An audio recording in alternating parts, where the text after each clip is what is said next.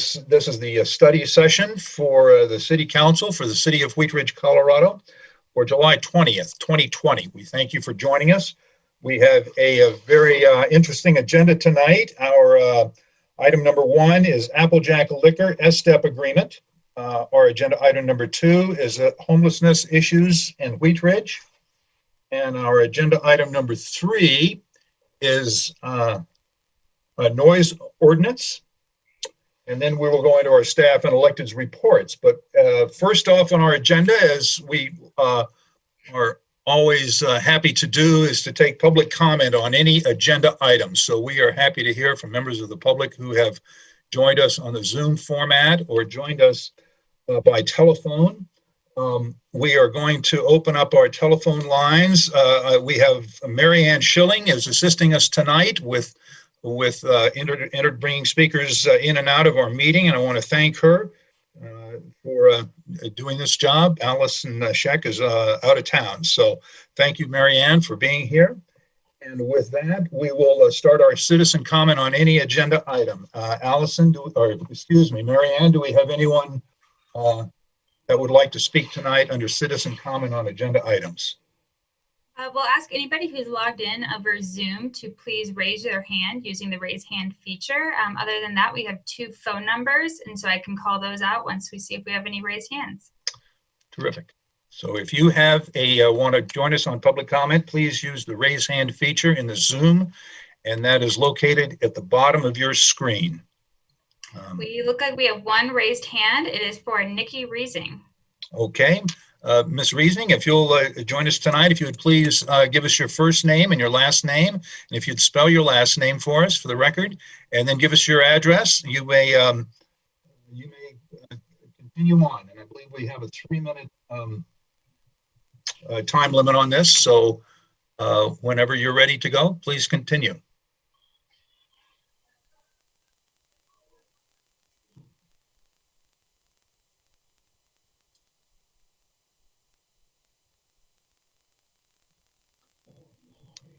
Did we get it? Are we still on Ms. Schilling? Just unmuting. I've asked her to unmute, so go ahead and speak if you would like to speak. Okay, can you hear me now? Yes, we can. Thank you so much. Perfect. Yeah, no problem. I also left a comment on Wheat Ridge Speaks on that website, but I just wanted to also talk. Is that okay? Yes, it is. Okay, great. So my name is Nikki Rising. Address is 505 West 73rd Avenue in Westminster. I'm an advocate and service provider for those experiencing homelessness in Jefferson County. The homeless navigator positions are a much needed regional effort in Jefferson County. The decision to create 1 full-time position by combining the Wheat Ridge, Edgewater, and Golden roles is important to help support the regional effort. This will allow the navigator to provide better assistance to those experiencing homelessness in the given jurisdictions and better collaborate with the navigators already working in these roles. Homeless outreach assistance is professional work that requires specific training and expertise. To reach permanent rather than short-term results, outreach case managers must know the resources, have the training, and be provided with exceptional supervision. The main goal of successful homeless outreach program is to end street homelessness. Reducing and effectively ending homelessness has been proven to lead to many community benefits, most often seen in the decreased use of emergency services. Once people are housed, their use of emergency services drastically decreases, leading to less of a strain on the healthcare and criminal justice systems.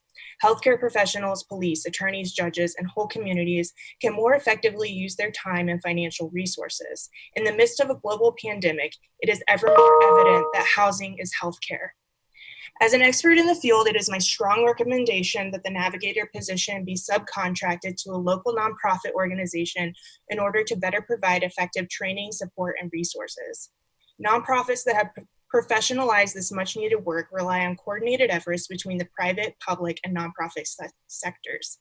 This coordinated work is made more efficient and effective through the use of the HMIS system and the COC's coordinated entry, One Home. Many nonprofits working with those experiencing homelessness access these systems to coordinate services between providers and housing programs.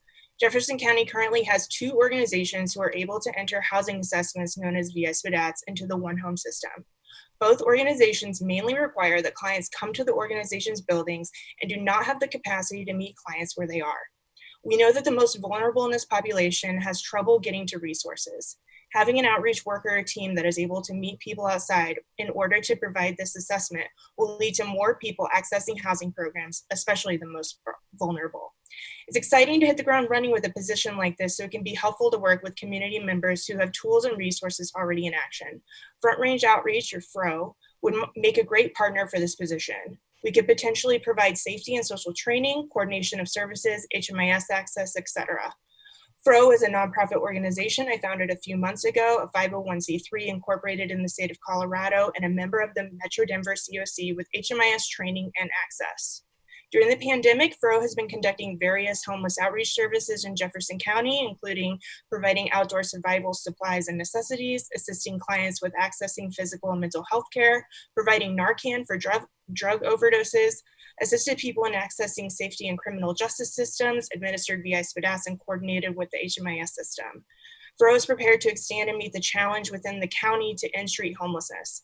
As a nonprofit with expertise in homeless outreach services, Front Range Outreach is in a unique and active position to provide expert staff with years of experience, specialized trainings, established community partnerships, and successful outcomes. Thank you for your time. Thank you so much, Ms. Rising. Ms. Schilling, do we have another member of the public who would like to speak? We don't have anybody else who's logged into Zoom. Oh, we do have Kayla Garcia. Kayla, let me allow you to talk. Okay. Ms. Garcia, please introduce yourself and give us your address, and you may continue. Hi, my name is Kayla Garcia, and I am with Rocky Mountain Bottle Company. And so thank you for having us tonight. As I mentioned, I'm Kayla Garcia, and I'm our Community Affairs Manager for Molson Coors Beverage Company here on behalf of Rocky Mountain Bottle Company, otherwise known as RMBC. Also joining me tonight on the call is Bob Hunt, our Director of Government Affairs, and Kevin Pooley and Andrew Truitt with Baran & Associates, leaders in environmental noise control engineering. They are our experts and partners in the field that we have retained throughout the years to ensure our facilities are in compliance with various state and local sound and noise ordinances. At RMBC, we are one of the largest glass bottle producers in the country. We produce 1 billion bottles annually, average of 3 million per day. And we are also one of the few glass plants in the country that still processes recycled glass on site. We produce 1.2 billion recycled bottles annually, using 81 tons of recycled glass per year. This is a result in less demand for energy, reductions in CO2 emissions and greenhouse gases, the promotion of jobs, and saving and conserving our natural resources. So I want to thank you for giving the opportunity to be here tonight and to listen.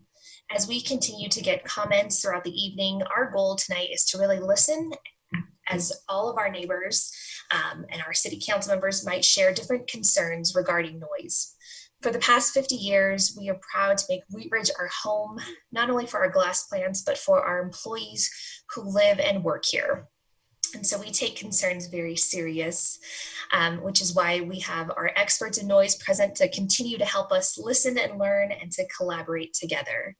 So as we continue on, I would like to also extend the invitation to further connect one-on-one outside of this session with residents that might continue to want to be part of the solution in the future. But again, I'm Kayla Garcia, Community Affairs, and excited to be here tonight. Thank you very much, Ms. Garcia. Glad to have you and your team joining us tonight on the call. Ms. Schilling, do we have another caller from the public that would like to comment on an agenda item? We don't have anybody else with their hands raised, but we do have 3 people who are called in. If anybody who is called in would like to speak, now would be your time. And then, Mr. Mayor, I believe Councilmember Dozman has some residents with her that I believe want to speak this evening. Is that true? Yes, that's true. Thank you. Okay. So if we're ready for them, I'll turn my camera so that they can speak. Okay. Very good. Ms. Schilling, do we have anyone on the telephone who would like to join us and speak? We do have 3 people on the call. We have someone with the last 4 digits of 6757, also 8972, and 1340. Okay, and if anyone on the telephone would like to speak, just unmute yourself and speak up, and I'll recognize you. And until we do, we have Ms. Dozman's camera, and we can go to the citizens joining us from her camera. If you would introduce yourself and give us your address, we'd love to hear from you. Okay, hi.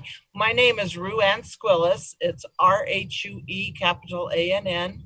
Last name is S-Q-U-I-L-L-A-C-E. Our address is 5311 Nelson Street. And we bought our home brand new. It was about 16 years ago now. And when we moved in, we knew that the bottling plant was there, and the noise really wasn't that. I mean, we knew the noise was there, but it didn't bother us. But then when the winter of 2018, they installed some new equipment, and that spring, the noise got tremendously loud. And that's why we thought if you guys could come to the meeting with us tonight, you could hear it. But of course, the wind's blowing from the north. And so it's not nearly as noisy tonight. If it was this, like all the time, we would be happy. But the new equipment is what the problem is. It's not the original noise, because we knew it was here, and that was fine. We love our home. We love our neighborhood. We love our neighbors. Don't want to move. We're afraid to even find out about moving if we wanted to because of the home values. We don't know if our value of our home would be as much as without the noise as with the noise. But yeah, we're just asking Coors to maybe try to help. And we've understood that maybe they've installed something to make it a little quieter, but we haven't noticed it sometimes. I mean, sometimes really we do have to yell to our friends that are leaving from our front porch to the car on the driveway to tell them goodbye at night. So we're just, we are interested in a tour, if Coors could do that for us, so we can maybe understand why they had to do that. I know it was the EPA, but it seems like maybe they should have thought about the noise before they installed whatever it is that they installed to help with this EPA. Okay, well, thank you very much for joining us. Hi, my name is Dale Squillis, S-Q-U-I-L-L-A-C-E, 5311 Nelson Street. And yeah, it's just a very, very frustrating situation for us. The plant goes 24/7. It never, ever turns off. Right now, it's fairly quiet because there's not a lot of wind, but if the wind's blowing out of the south to the north, it's just, you can't even talk outside. We used to be able to leave our windows open at night to sleep. We enjoyed the summer breeze, and that's impossible now. Seems like the later in the evening, the louder it gets, like 9, 10 o'clock, 11 o'clock. It's just really, really, really loud. And it's frustrating for us also. Like, you go outside on Christmas morning, and what do you hear? That stinking plant making that noise on Christmas morning. It's never, ever, ever quiet. And it's just very, very frustrating. And supposedly, like my wife's just said, they did something to quiet it down, but we have not noticed anything at all. And we're a good 150 yards away from the plant. And back when Larry Matthews was our guy, he had his decibel reading out here, and it was almost 80 on my front porch. And he was saying it shouldn't be louder than about 60, 10 feet from the property. So I'm thinking that it's way, way louder than what is allowed. And it would just really be a nice thing to get it quiet down for us so that we can enjoy our home, enjoy our backyard, our patio. And not having to hear that constant hum. So thank you for listening to me. Thank you very much for joining us tonight. We'll be talking about our noise ordinance later in the meeting. Ms. Schilling, I think we've gone. Is there anyone else in the public who has not spoken tonight who would like to speak on any agenda item? Now is your opportunity before we close this portion of our meeting. If you would like to speak, please unmute yourself and give us your name. And I see someone on the phone, the last four digits, 6757. Would you like to speak tonight? Hi, this is Noel Keller. Can you hear me? Yes, ma'am, I can. Please, Great, thank you. please introduce Yes, yourself. And, continue. Okay. I'm Mo Keller, and I live at 4325 Iris Street in Wheat Ridge. And my husband and I, Steve, we've lived here 42 years. We bought our house when it was a very different situation. It was very rural, and we love that rural feel. And over the years, there, of course, have been a lot of changes. We recognize that, and we know we'll never get the quiet in our neighborhood back again. We have a business that has opened up 9 years ago that has been very difficult for us to be able to enjoy our properties and our quiet in the evenings. And so we're hoping that the noise ordinance before you this evening will be helpful for us to mitigate the sound. We know we have to listen to the music, but we don't have to listen to it that loud. And so we are hoping that you will be able to assist our neighborhood by placing inside the noise ordinance a decibel reading that can be uniform. It would be uniform throughout the city. It would be something that businesses could comply with, that the police would be able to have a standard and a base for which they can measure, and we will have some relief. But what we're really appealing to you for this evening is just some relief, some recognition that we should not have blaring music Friday nights, Saturdays, Sundays, all through the summer. And frankly, the sound system is on until midnight as well. But anyway, it would be that's daily. It would be very helpful if you could help us out, and we're really counting on you, and we're pleading with you to update the noise ordinance to what some other cities have done. Arvada's is just excellent. They have a very good ordinance, noise ordinance, and I would recommend you to that. So thank you very much. Thank you very much for joining us tonight. Is there anyone else, a member of the public, who would like to speak during public citizens' right to speak in this on any agenda item? Now is your opportunity. Please unmute yourself and introduce yourself. I think Ms. Dozman, did you have another? Yes, Mr. Mayor, I have one more speaker. Thank you, Ms. Dozman. Please bring them into the screen.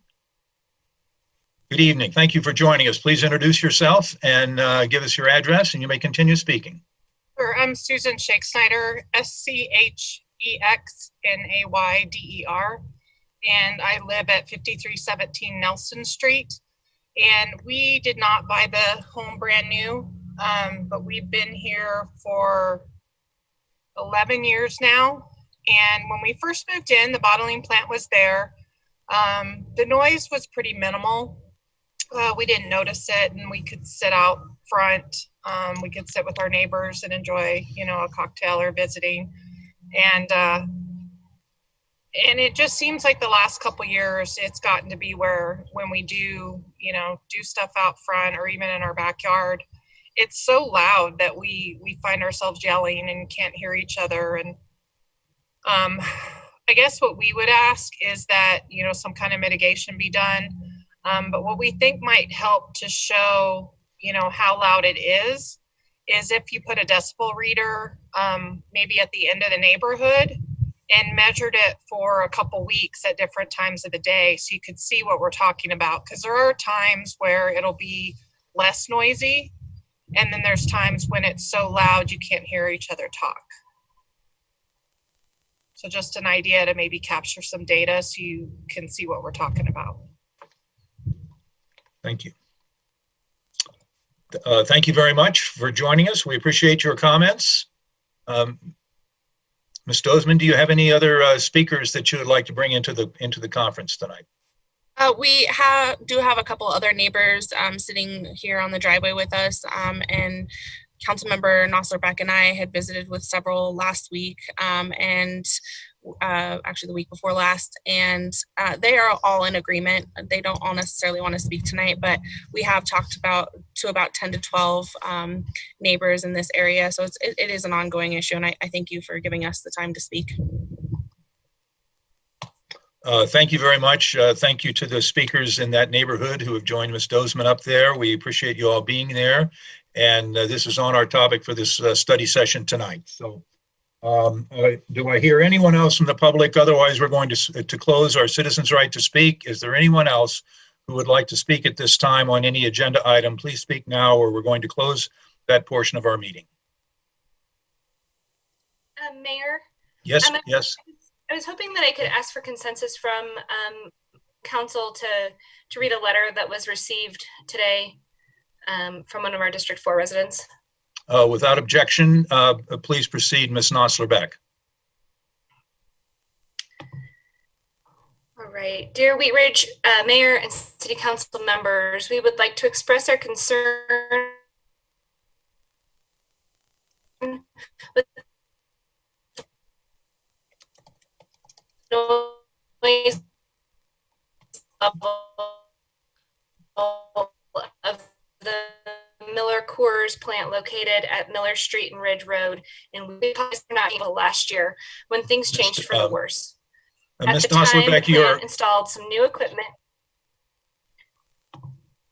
Your audio is. I'm going to stop the video because can you hear me now? Yes, I can hear you well now, okay. But you may want to start. I'm not using so much bandwidth. Gotcha. So I just explained this letter is from Lance and Kathy Carpenter. They're at 5318 Nelson Street, Wheat Ridge 80002. And they are on vacation, so they submitted this letter. So back to it. We have lived next to this plant for almost 16 years and have not felt the need to complain about the noise level until last year when things changed for the worse.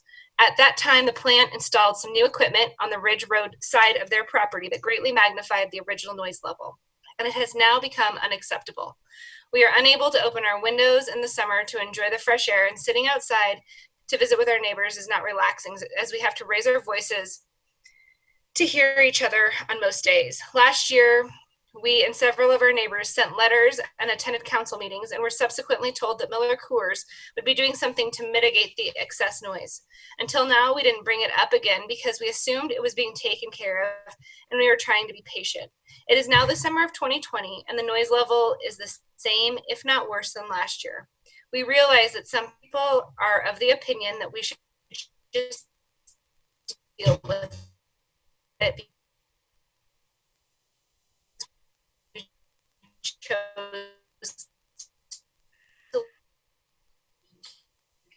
Val, we lost you, Val. The plant, but it is affecting our quality of life and our property values. I feel now.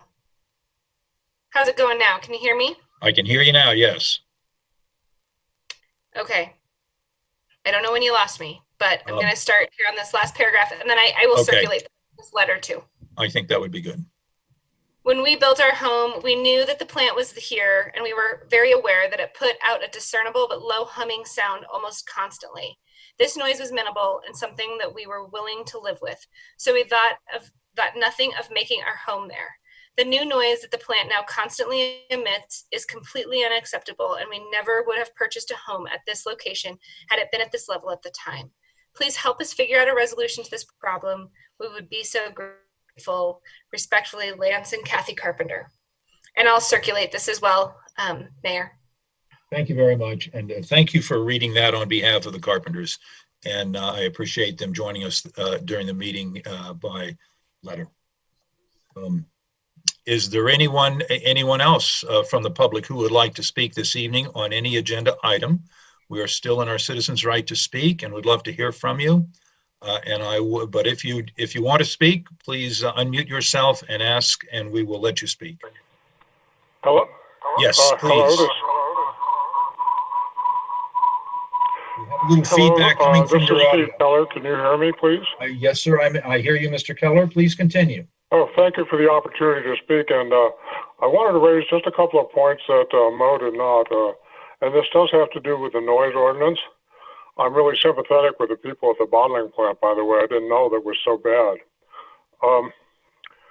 The first one is that Mo and I are actually, we are speaking for 5 households within that have banded together on this issue. We're all within 1 block of noise source at Independence and 44th. The particular thing that I wanted to address was that there is a, I guess what we might call a loophole in the noise ordinance, that the ordinance specifies that unreasonable noise shall not continue more than 15 minutes without being subject to the ordinance. In other words, being impermissible. The noise source, the owner of the establishment, told us in person and on June 23rd, and told the Wheat Ridge Police Department on July 4th that he was going to interpret the ordinance to mean that he could have his bands play loud music for 15 minutes, take a break, play for 15 minutes, take a break, and so on. And he actually proceeded to put that plan into effect. We had a long discussion with the 2 patrol officers who were very professional, but they consulted their sergeant by phone, and we were surprised that the Wheat Ridge PD, at least on that night, appeared to buy that interpretation. We strongly object to this off-again, on-again interpretation of the noise ordinance, and we think that it's a bad faith attempt to evade the intent or the spirit of the ordinance. A common sense interpretation would read otherwise. Anyway, well, thank you very much for hearing both of us, and that's all I have. Thank you very much for joining us, Mr. Keller. Is there anyone else from the public who has not spoken who would like to speak tonight on any agenda item? You may do so now. Please unmute yourself and speak, and I will recognize you.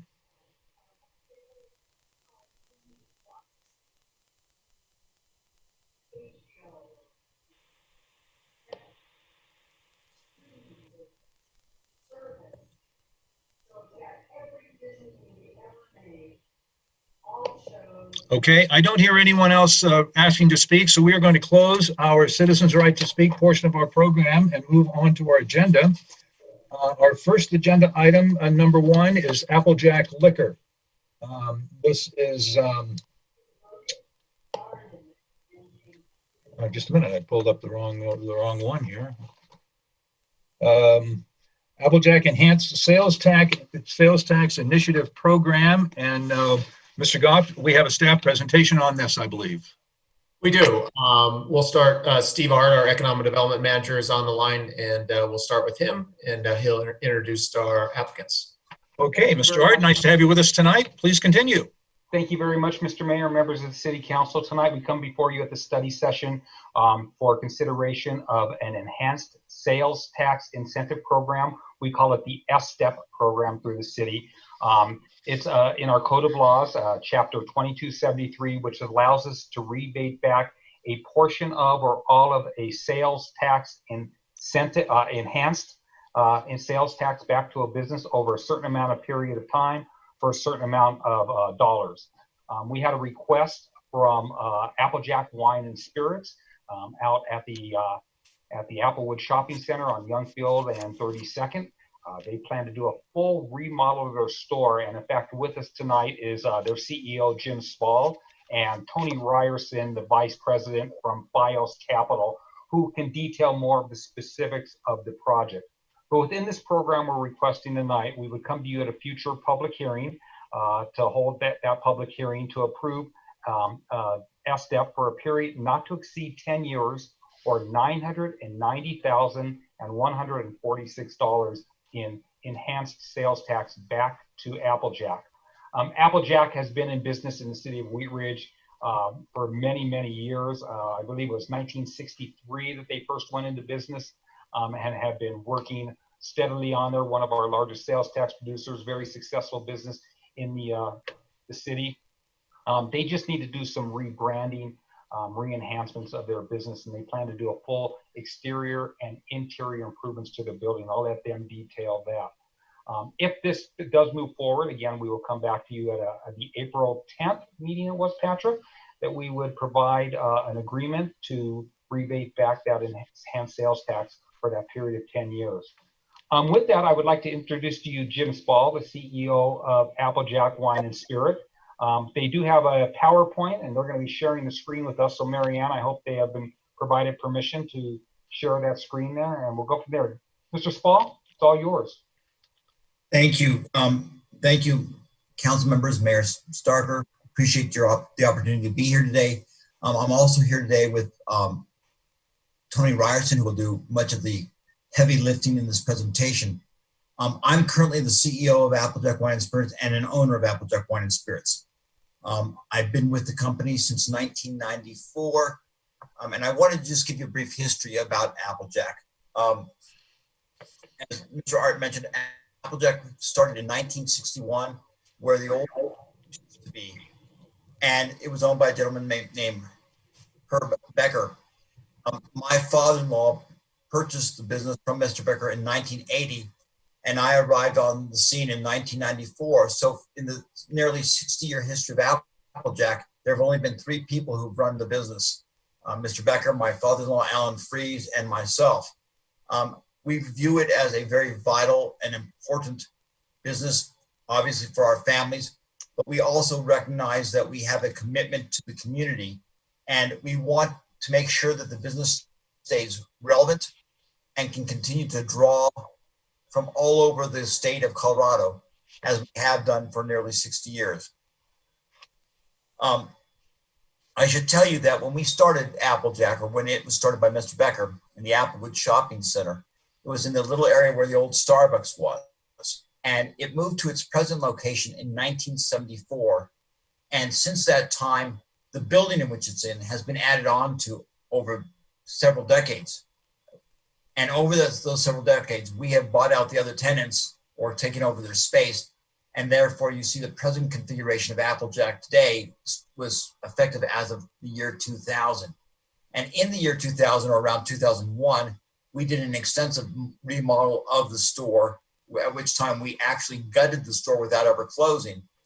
And that is one of our goals this time as well, is to completely remodel the store, since it hasn't been done in over nearly 20 years, and make it relevant in today's market, recognizing that there's increased competition and increased desires of the community for more and more product that we now carry. So with that in mind, I'd like to turn it over to Mr. Ryerson, who is far more competent than I, to give more of the presentation. Thank you, Jim, and we'll reserve judgment for if I'm more competent or not later. Do I have screen share permissions, everyone? Yes, you do. Okay, rename. I am not seeing it on my menu. Oh. It's on the bottom. Share screen. I'll help him out. Let's see. Oh, I found it. Let's see.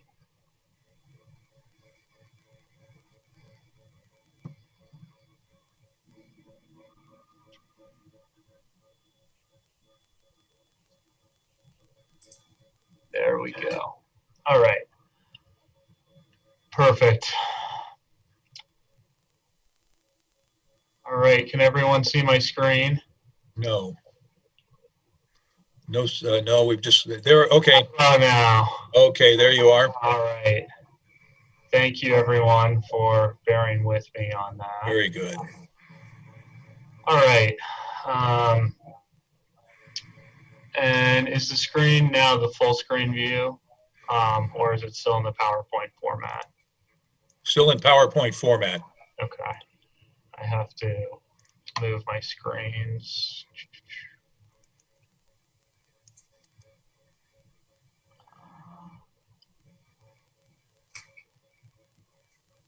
reminds me of the time Ronald Reagan said, talking about Walter Mondale.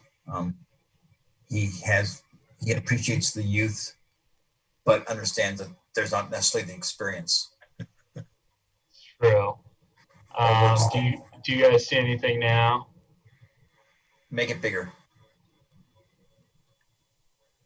And Tony, that original view was fine, I think. Okay. Well, I'll just go back to that. It's populating on another screen. Anyway, can everyone see the slides now? Yes, we can. Thank you. Okay, perfect. Thank you all. Yeah, so to provide a little more context from what Mr. Spall provided, so there's a lot going on with retail right now, and this was happening pre-COVID-19. It's continuing to happen now, and the retailers that are successful are evolving with the times. So we've obviously seen the Amazon effect over the last 2 decades.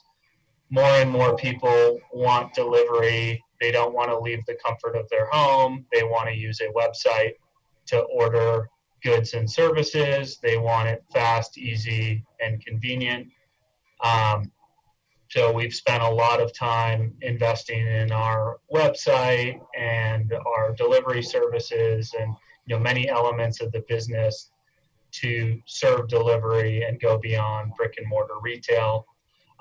What we've seen in particular over the past 4 months with the unfortunate advent of the COVID-19 pandemic is that consumers now are really focused on curbside pickup as well. And this business was a very, very small piece of our overall operation 4 months ago, and is now a major piece as people, depending on their health conditions, may or may not feel as comfortable coming into a store with many other people.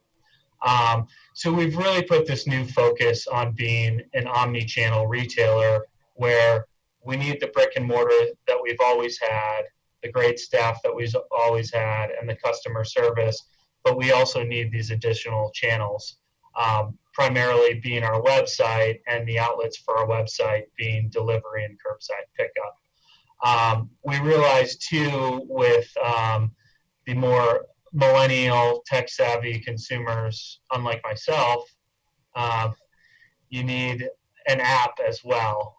So we have scoped out an Applejack app and have plans over the next 6 to 12 months to roll out an app as well. What we're seeing, in the brick and mortar itself is consumers are more and more preferring experiential retail.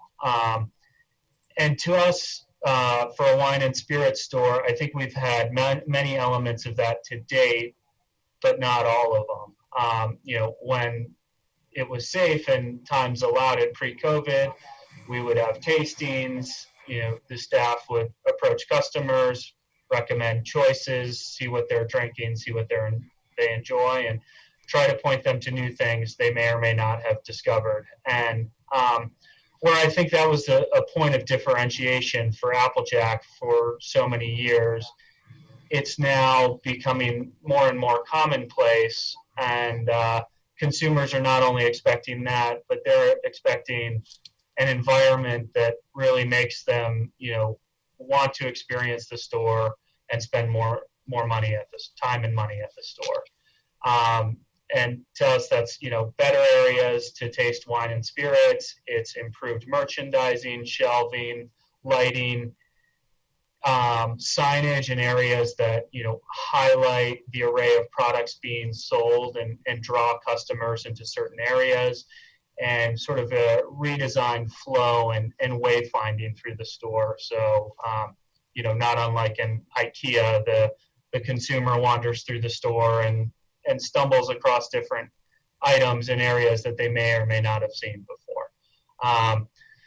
So, we're taking this 3-pronged approach to rebranding, the first being sort of the digital and the modernization of the business, the second being the modernization of the interior, and the last part being the modernization of the exterior. And that the exterior piece is maybe the simplest piece, but could also be the most beneficial in that, to Jim's point, we grew out of a building built in 1973. There's a major remodel in 2000, but not much has changed. I don't think a consumer that's new to the metro area realizes,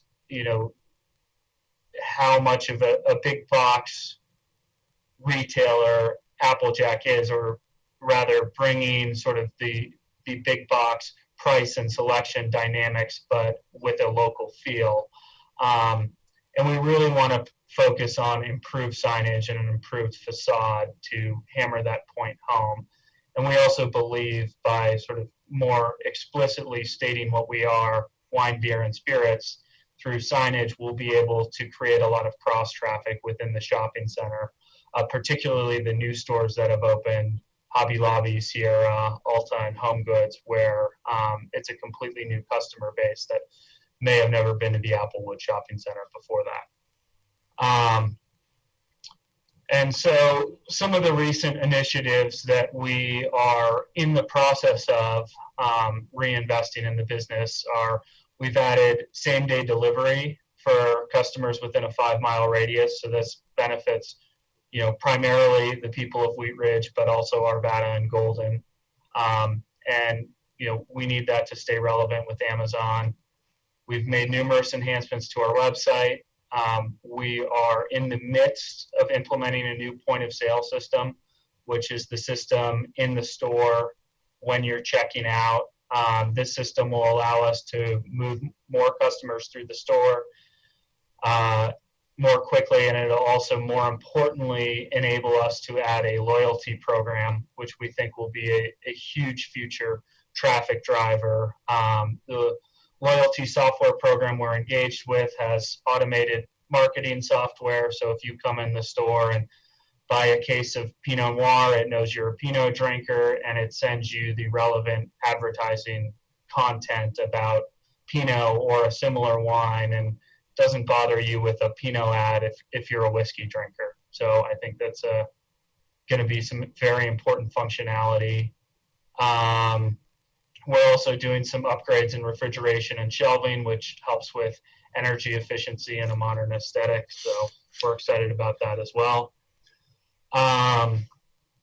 Yeah, as I mentioned before, the main pieces of the retail are a facade upgrade, and it's mainly focused around the store entrance, where we believe it'll have the largest impact. There's also some enhanced signage and features along the curbside pickup area, which is becoming more and more important.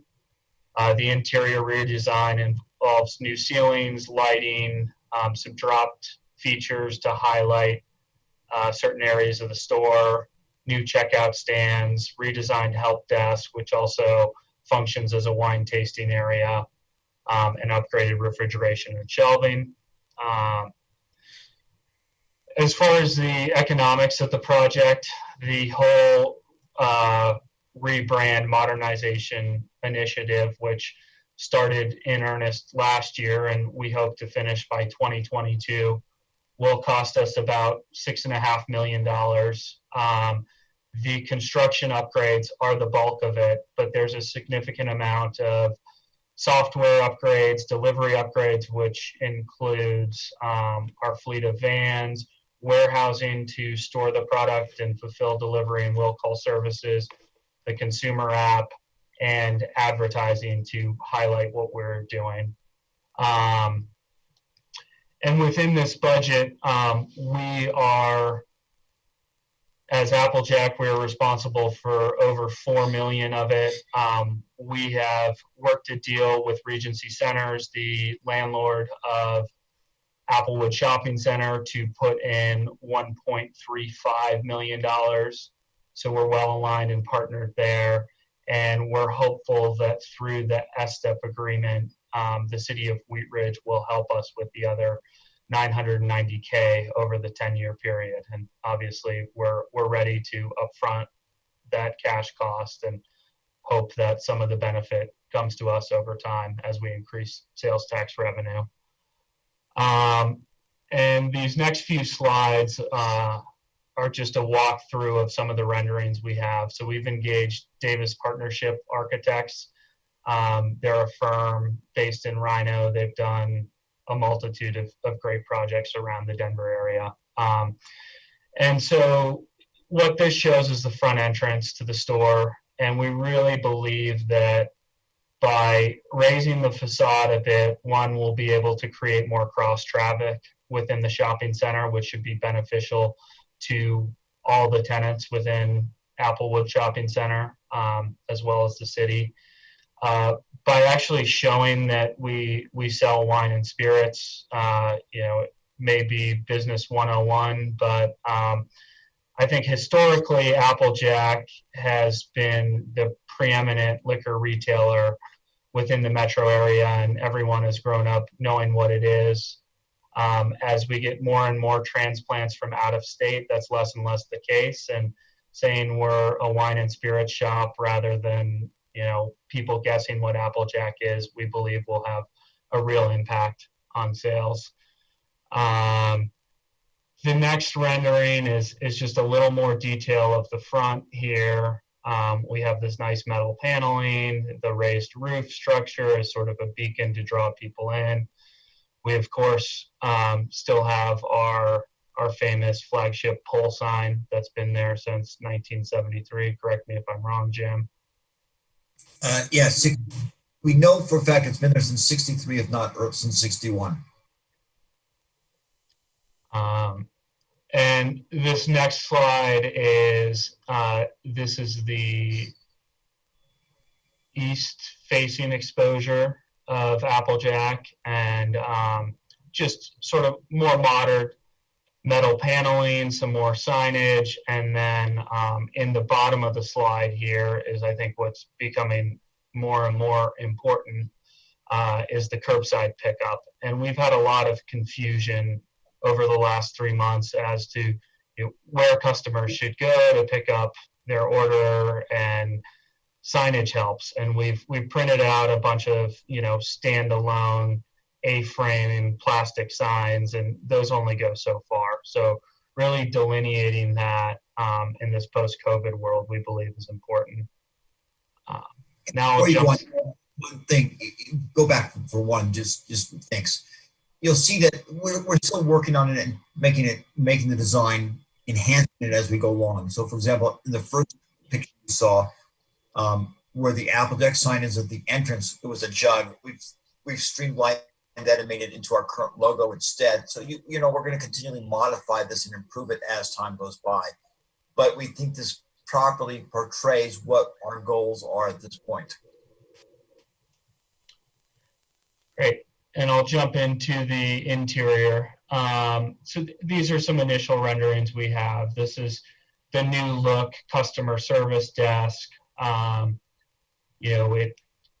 It looks more like a high-end wine store, and has this nice wood feel. It's a look that we want consumers to be comfortable spending time there, chatting with our experts, and experiencing the world of wine, beer, and spirits. We're also keeping sort of the core proposition of Applejack, which is great selection, great prices, and great customer service. Here's another angle of the new customer service desk, and you can see the windows and great light that we already have, but is sort of enhanced by these drop ceilings, new lighting here, new merchandising displays. We believe this all helps keep the consumer in the store longer, adds to the cart size, and creates a better experience, which will create more loyalty and more sales over time. And this is the last little rendering of it. So anyway, sort of in conclusion, we believe it's necessary to upgrade Applejack holistically to compete with, the trend to online retailers such as Amazon. Two, we're seeing more and more competition through the greater metro area with mega stores popping up in the past decade. We now have Molly's, Tipsy's, and a Total Wine and More. And, Applejack is over 20 years since the last remodel and needs some update to stay relevant in the mix of those stores.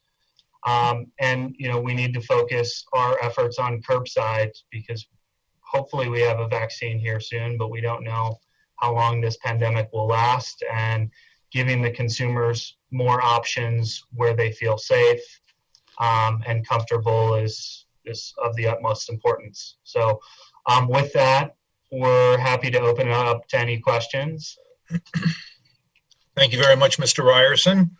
Let's see, Mr. Art, does that concludes your presentation, correct? Yeah, it pretty much does. I just want to emphasize that it's going to be about a $6.5 million investment into our community, of which Applejack is going to invest $4.1 million, Regency a little over $1.3 million, and we will fill in the final at $990,146. After these completions are done, we truly believe the new branding, the new store look will increase sales, at least initially after construction, of just over $99,000 and grow over the 10-year period to max out at about $275,000 of additional sales tax.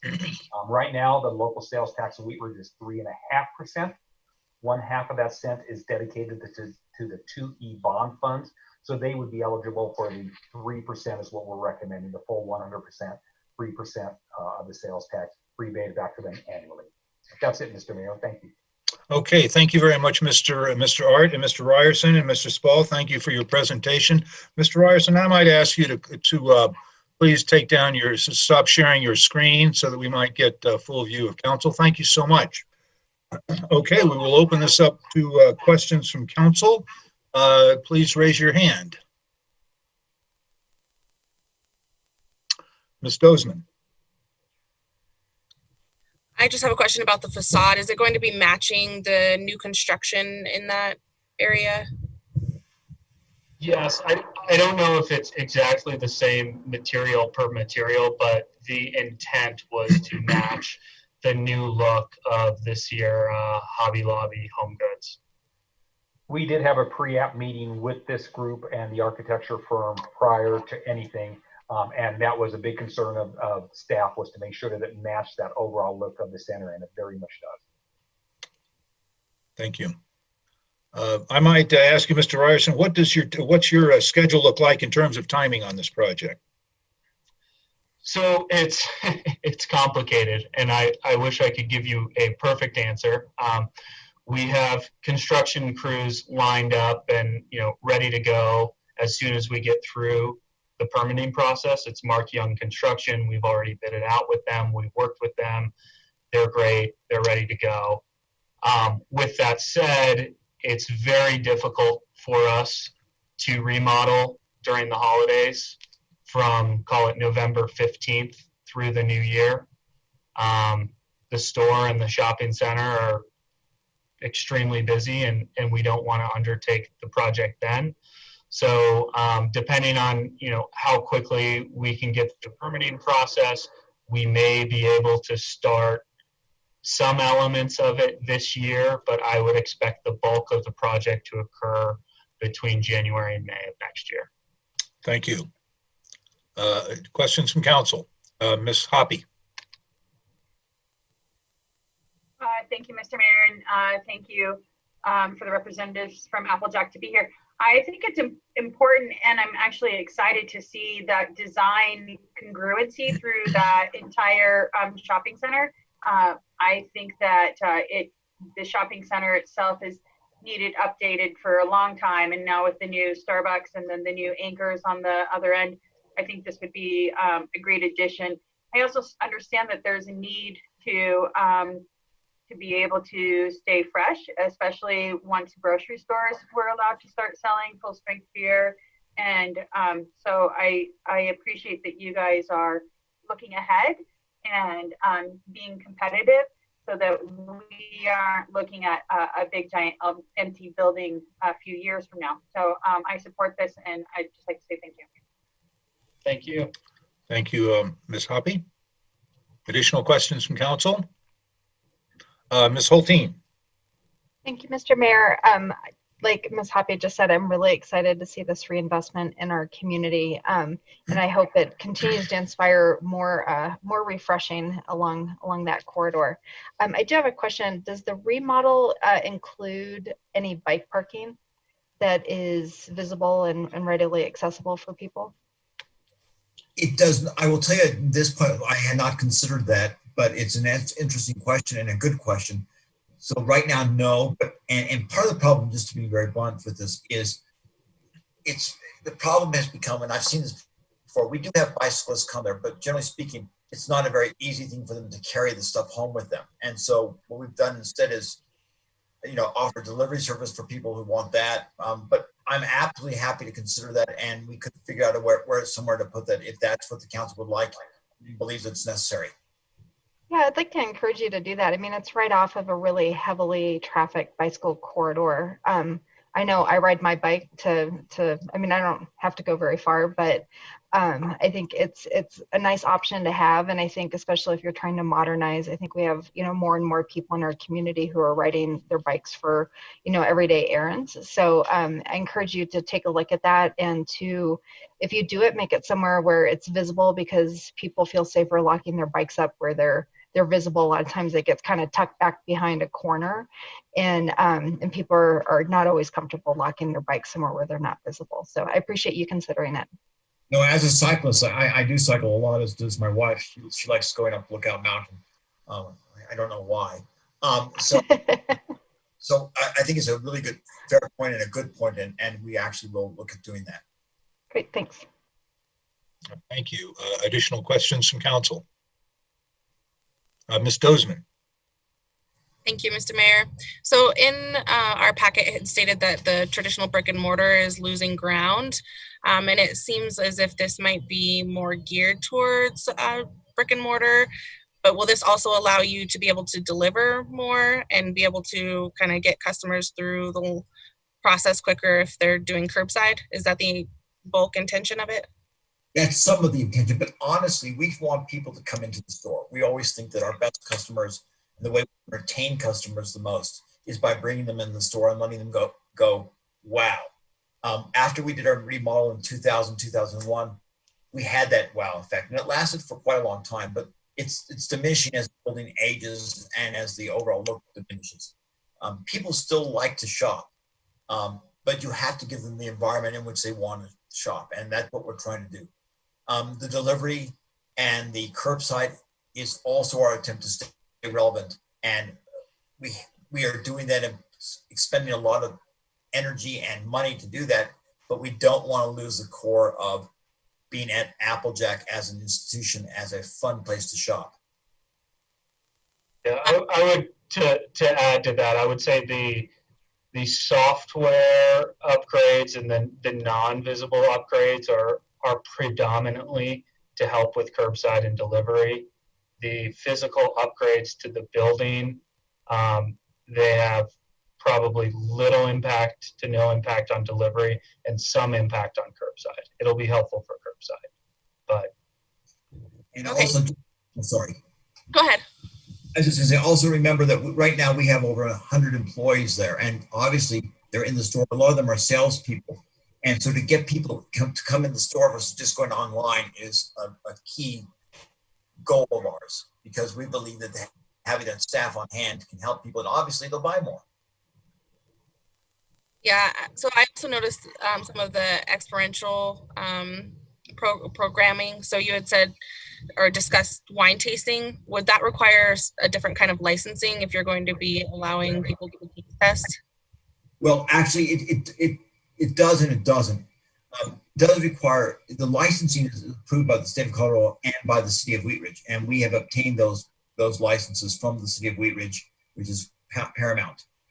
And so it's a little bit different, and we have to make sure that we comply with all the rules, both of the state and of the city. We have the license currently that allows us for, I think, 165 days of tasting a year, and that's the most you're going to get as a retailer. We cannot do it right now with COVID-19 because it's not safe. Thank you. Mr. Stites. Thank you, Mr. Mayor. And I agree with Ms. Hoppy and Ms. Hultine. I think this is a good project and something that will be Wheat Ridge for a long time. Two questions. And I might have missed it in the packet, is the landlord helping out with any of the improvements at all as far as the shopping center? And are you guys seeking any other avenues as far as funding goes? I know there's grant programs available. The landlord is helping out, but we're getting tenant allowance from them. But I would also explain that there's no such thing as a gift from them. We had to agree to an extension of the lease and raise our lease terms. We're paying more in rent now. And I should tell you that the agreement with the landlord is still not finalized. Regency is great to work with, but they're a little slow.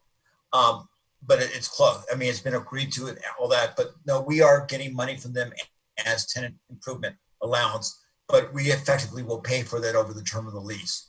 And we are not getting any other grants or any other money from any other source. And to clarify, their current investment through tenant improvements is 1.35 million. Right. So they're heavily participating. Thank you. Yeah, so overall, the city's contribution, if council approves this, is 15% of the total investment into the project, which is kind of where we like to stay, somewhere below 20%, making sure that the city's not contributing more than that. So that there's equity provided by the property owner and others. So we're at about 15%. Would this project be eligible for like the business district's Facade Plus program or anything like that? If they applied.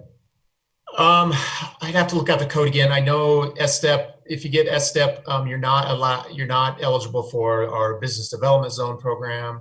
I think you could be eligible for a facade program in addition, but you know, if the city council is going to approve sharing 100% of their increment, I wouldn't recommend that other grant programs help this because we are giving them full max increment. Thank you. Thank you, Mr. Urban. Thank you, Mr. Mayor. I really appreciate the presentation, and I'm excited about these improvements. One question I had in more of a technical nature as it relates to the difference between the property owner and the tenant. Given that we're upgrading the property, does the lease on this property extend past the SSTEP program timeline, or how do those two coincide? Yes, well beyond. It's a 20-year lease. Okay. And with options that basically make it into a 30-year lease. Okay. And then as far as the improvements that we're making, I'm not familiar with our previous SSTEP programs. If we've done that in a tenant-landlord situation, is the landlord a co-applicant in this situation, or are they not involved in the SSTEP at all because the applicant is the generator of the sales tax? It would be solely with Applejack. Correct. Okay. And then given that Regency applied for the SSTEP for the Sierra Trading Post and the other retailers in the shopping center, how is it that Regency applied under those auspices but not for this one? Well, Regency was the developer in that sense, in improving the Walmart store for those new tenants. So it was their investment into the center, and the incentive package that City Council approved was helping with those expenses and public improvements that were the city was requiring, landscaping and sidewalks and such, and lighting, asbestos removal and such. So it's a little bit different situation, Mr. Urban, but in this situation, the project is an Applejack project, not a Regency project. Okay. Thank you. Thank you. I had a question. Does your parking count change at all, more or less? It does not change. Okay. Darn. I wish it would. There's just no more room there. It may. I know Regency's planning to put another building to the south where the bank was, and that may add some. The goal there, if they do it, is to add some more parking, head-in parking on the south side of our building. But for now, that hasn't been approved or finalized. Okay, thank you. Any further questions of council for our guests on this issue? Ms. Hoppy. Thank you, Mr. Mayor. I would like to ask for consensus on moving forward with drafting the STIP agreement for future consideration at a regular city council meeting, which I believe is not in April, but is on July 27th. Actually, August 10th. We the code. Your code requires that the public hearing is noticed for 7 days, and we can't accomplish that and get it back on the 27th. So the next meeting because we can't advertise until the Thursday into Thursday's paper, and so that would push it out to August 10th. So I'd like to ask for the consensus to move forward for agreement for future consideration at the August 10th City Council meeting. Okay, those in favor of that consensus, please raise your hand. Will the clerk please record how that looks? Looks like a consensus to me. So thank you. I think everyone went on there. I want to thank you very much, Mr. Spall and Mr. Ryerson, for bringing this to us. Mr. Art also, we appreciate that. Look forward to your hearing you on the, I guess, August the 11th at a hearing on this, and looking forward to seeing your project move forward. Thank you. Whoa. Thank you. Okay. That concludes agenda item number 1. We will go to agenda item number 2. This is the homelessness issues in Wheat Ridge. And I will go to Mr. Goff. Do we have a staff presentation on this item? We do. Thank you, Mr. Mayor. Here it is. I was pulling up my packet. We have numerous speakers this evening, and we'll go through one at a time, but wanted to bring this discussion back to City Council as soon as possible. I know you've all been receiving emails and phone calls from concerned constituents about the homelessness issue in Wheat Ridge, and it's obviously more visible, and it's not just a Wheat Ridge issue. It's happening across the whole country for numerous reasons. And we have, again, several folks here this evening, our friends and partners at Jefferson County, who are part of the navigation program that was mentioned on the under citizen comment earlier. They are here to speak about the navigation program, and then Marianne Schilling will give an update on the what we're doing in Wheat Ridge to bring a homeless navigator on board. And then our police department is on the call, also Chief Murtha and our division chief, Jim Lawrence. And they're going to talk about homelessness in Wheat Ridge and what that looks like, what obstacles and restrictions that our police department has based on Supreme Court rulings and other laws that that restrict them on what they can and cannot do with homeless folks in our community. So we want to start out first with Kelly Barker. She's the Jefferson County Regional Homeless Coordinator. And then Yvette Gallegos, she's the homeless navigator for the county. They have a presentation, and I'm not sure if are you able to share your screen, Kelly or Yvette? Marianne, do they have that ability? I do. Can you hear me?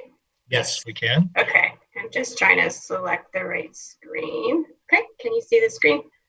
I'll take a second here, maybe. Wait a minute. There it is. Here we go. It's coming into view. We have it. All righty. Great. Well, thanks for inviting us to this this meeting to talk about this really important topic. And I'm going to basically present a few slides of data, basically mostly taken from our comprehensive homeless count that was conducted last August. And we have Wheat Ridge specific data, which we've never had before. Really, we've never done a systematic count throughout Jefferson County. So I'm going to present some bits of that and know that I have a lot more data than what I'm presenting here. I'm giving you a very high level, so I'm happy to slice and dice it in different ways after the presentation and get that back to you. So we'll just jump right in. And after I'm done talking, Yvette's going to talk about the homeless navigation model. So this slide here, this actually is taken from the point in time homeless count, which is a annual kind of census that's conducted in Jefferson County. It's conducted in metro-wide, and it's actually conducted nationwide in communities throughout the country. But this is specific data to Jefferson County, so this is not Wheat Ridge specific. But this has been happening annually for many years. This, unlike the comprehensive count that was done last summer for the first time, this is, again, been done annually, and it's a count of people that are experiencing literal homelessness, which means they're living in an emergency shelter program or literally on the street, unsheltered.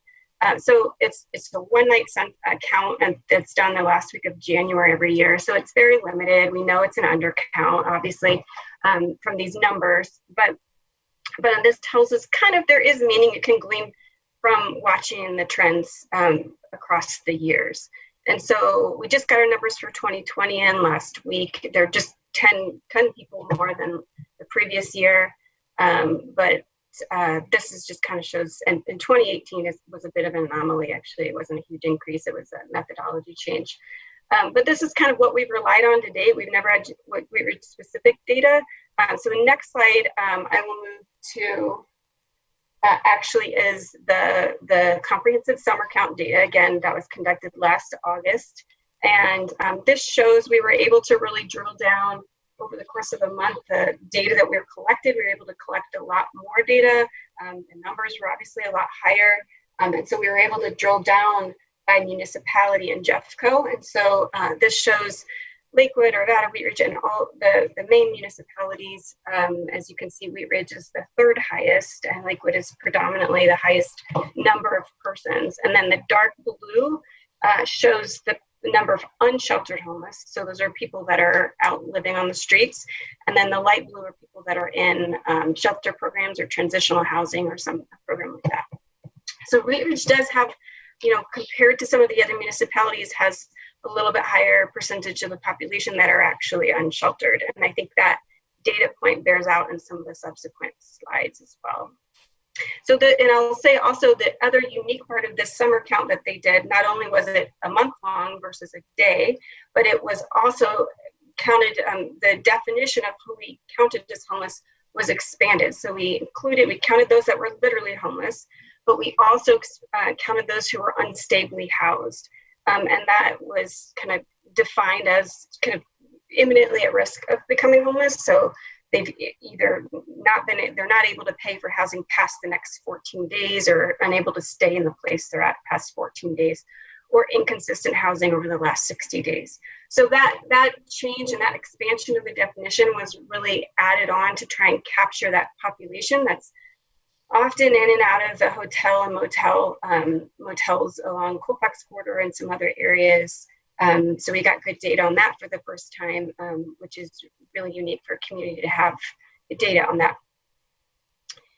So I'll move on to the next slide, homelessness in Wheat Ridge specifically. So this shows kind of what the split is and the different experiences of homelessness, you could say. So there's chronic homelessness, and then literal, which I just mentioned earlier, which is literal on the street or in a shelter program. Chronic is an actual subset of literal homelessness. So if you're chronically homeless, you're literally homeless. But it's important to track chronically homeless because these are often the folks that use our emergency systems at the highest rates.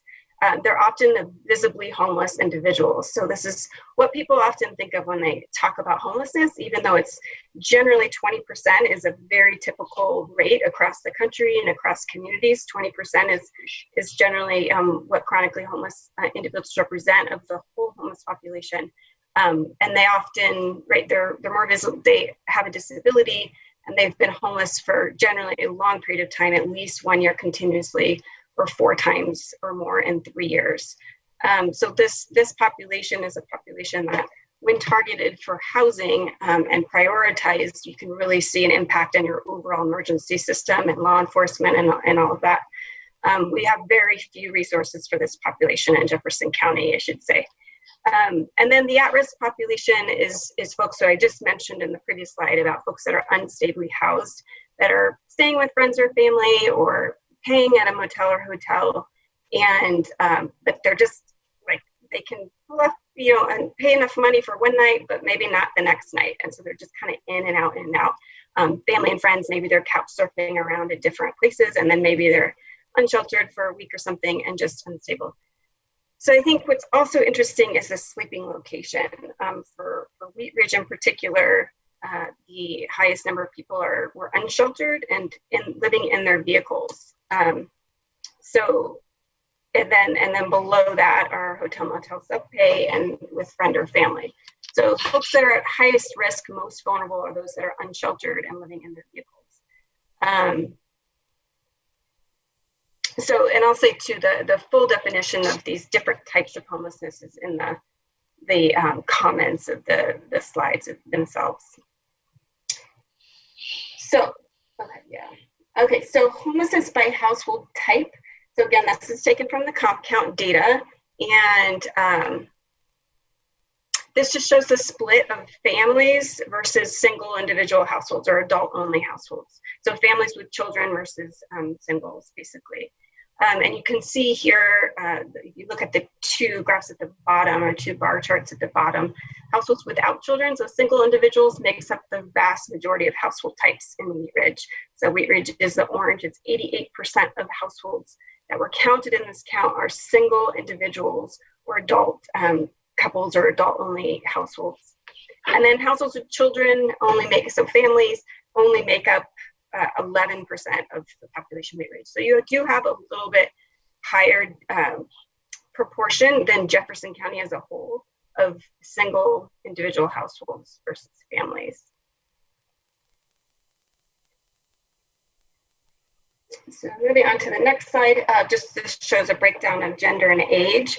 And so this kind of is reflected in the previous slides with that same theme of mostly single individual households. There's mostly more males than females by far. The Wheat Ridge is a blue this time, so a little bit higher than Jeffco. And then the age, you have a little bit more people in the adult 25 to 64 category as well.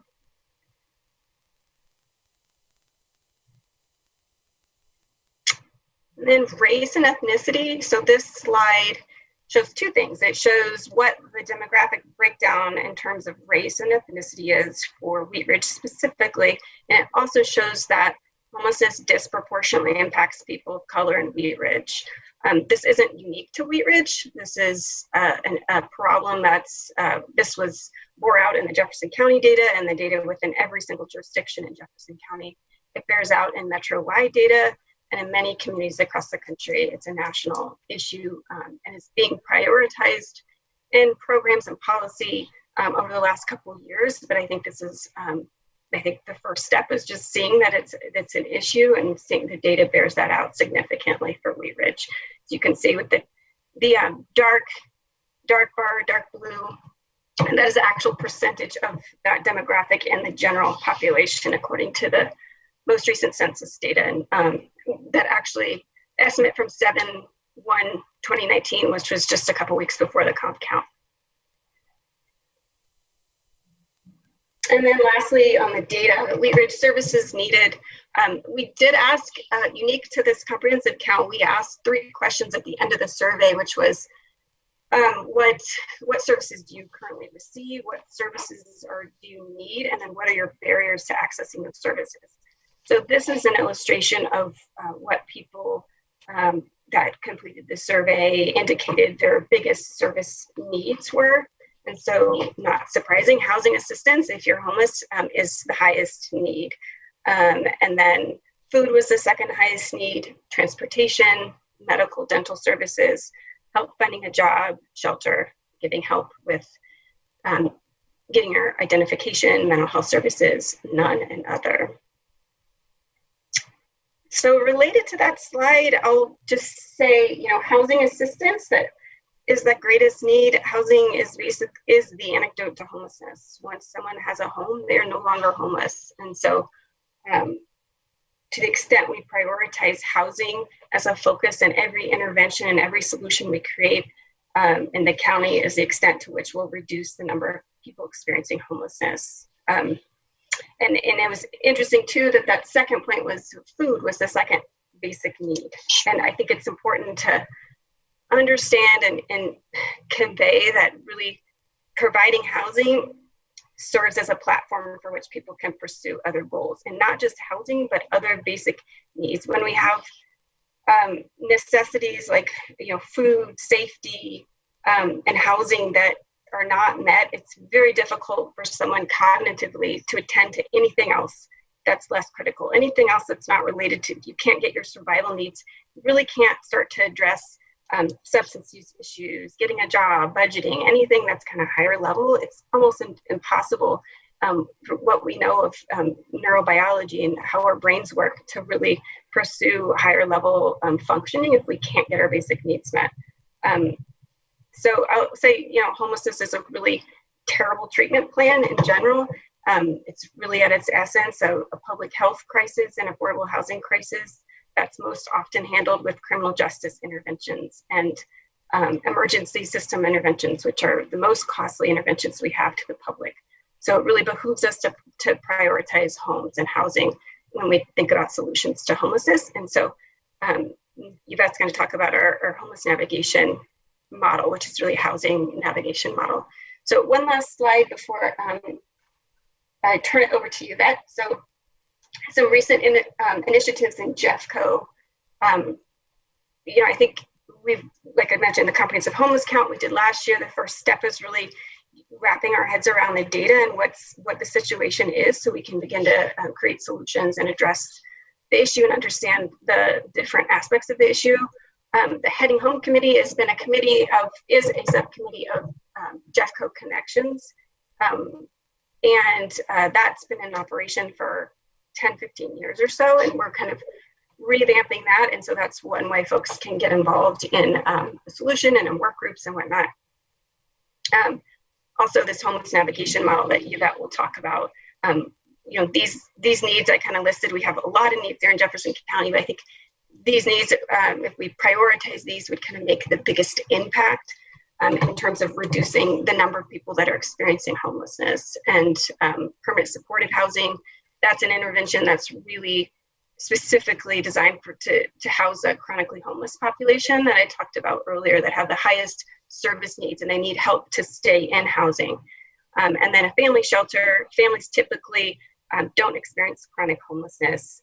They typically have less barriers to getting rehoused. And so a shelter is actually, could be a really good intervention for families because they can generally move on pretty quickly. And then a navigation resource center and street outreach would both be kind of targeted, could be targeted broadly to housing and folks that are experiencing a housing crisis, but can also be targeted as a place that can help people get those basic needs met so that they can begin to explore housing and higher level needs and recover from whatever their situation is that caused the homelessness. And I'll say these are some of the things that like our Jefferson County municipality led initiatives, but there's a lot of other great nonprofits that are and quasi-governmental organizations that are successfully working on increasing housing and supportive housing in Jeffco, with Metro West, Foothills Regional Housing, Jefferson Center Family Tree, and there are many others that are working in the field of housing. With that, I'll turn it over to Yvette, and she is going to speak about our homeless navigation model. Thank you, Kelly. Can you all hear me? Yes, we can. Thank you. Welcome. Oh, perfect. Thank you. Thank you very much for having us tonight. So I am Yvette Gallegos. I'm the Homeless Family Navigator with Jefferson County Human Services. As Kelly has expressed, the solution to homelessness is housing. Navigators are not a solution, but we're more of a connection piece. I like to tell everyone that I'm very similar to the navigation on your phone or in your car. You type in your destination and your navigator helps you with the best roadmap to where you're going. And that is exactly what a homeless navigator does. We're really making connections, helping people understand their barriers. Often they don't understand exactly what their barriers are. We're helping them identify their needs and connecting them to resources that really work for them. In the past, we've seen people and agencies handing out these big resource packets or pamphlets, and people in crisis get these, and then they're thumbing through and making hundreds of phone calls to be told, oh, I'm sorry, we only serve families. Oh, I'm sorry, we only serve females. And so it's very discouraging. So a navigator really makes sure that those resources are narrowed down and specific. We're cutting some of the legwork. We're helping identify specific resources based off of their scenario, based off of any barriers that they may have. We're walking beside them and we're walking with them where they're at, helping them fill out applications attached to these resources, making sure they're available and accessible to the people that are using them, and following them through all the way through utilization of these resources. And sometimes we start with step one and we're looking for shelter.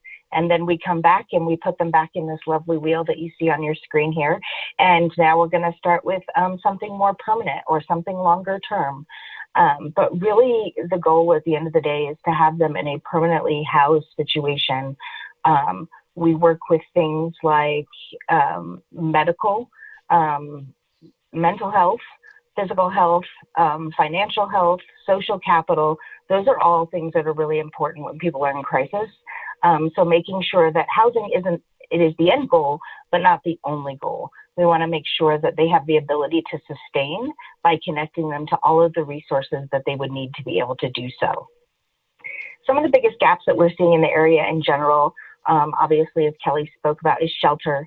No shelter options for families at all, other than the motels and hotels. And for single individuals, really only in the winter do we have shelter options. Housing options for people with disabilities and seniors also are one of the huge gaps that we see. When you're on or receiving disability or SSI, and the average payment is about $800 a month, but the average one bedroom in the metro area costs about $1,100. There's a very large gap there. And so really working hard to identify these things and figure out solutions to some of these issues.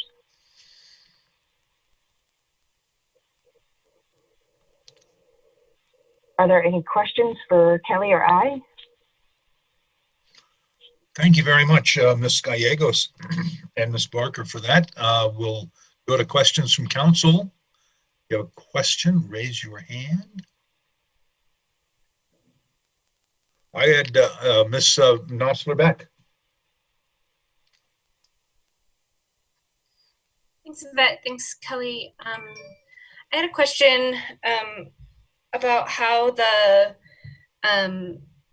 Homeless Navigator program works with our already existing resources, like the community service officers.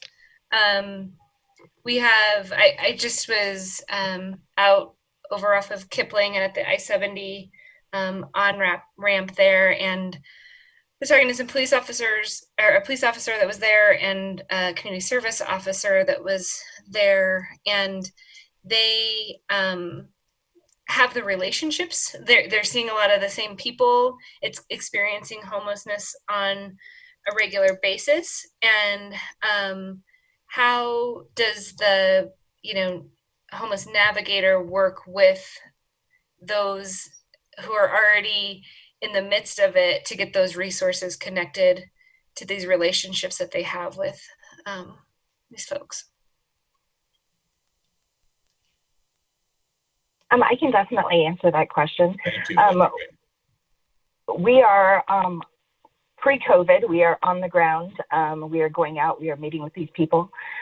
We take referrals from all of your local police departments, churches, food banks, city manager offices, anywhere that a referral can come from, including the community. And we're going to meet people exactly where they're at on the on-ramps at I-70.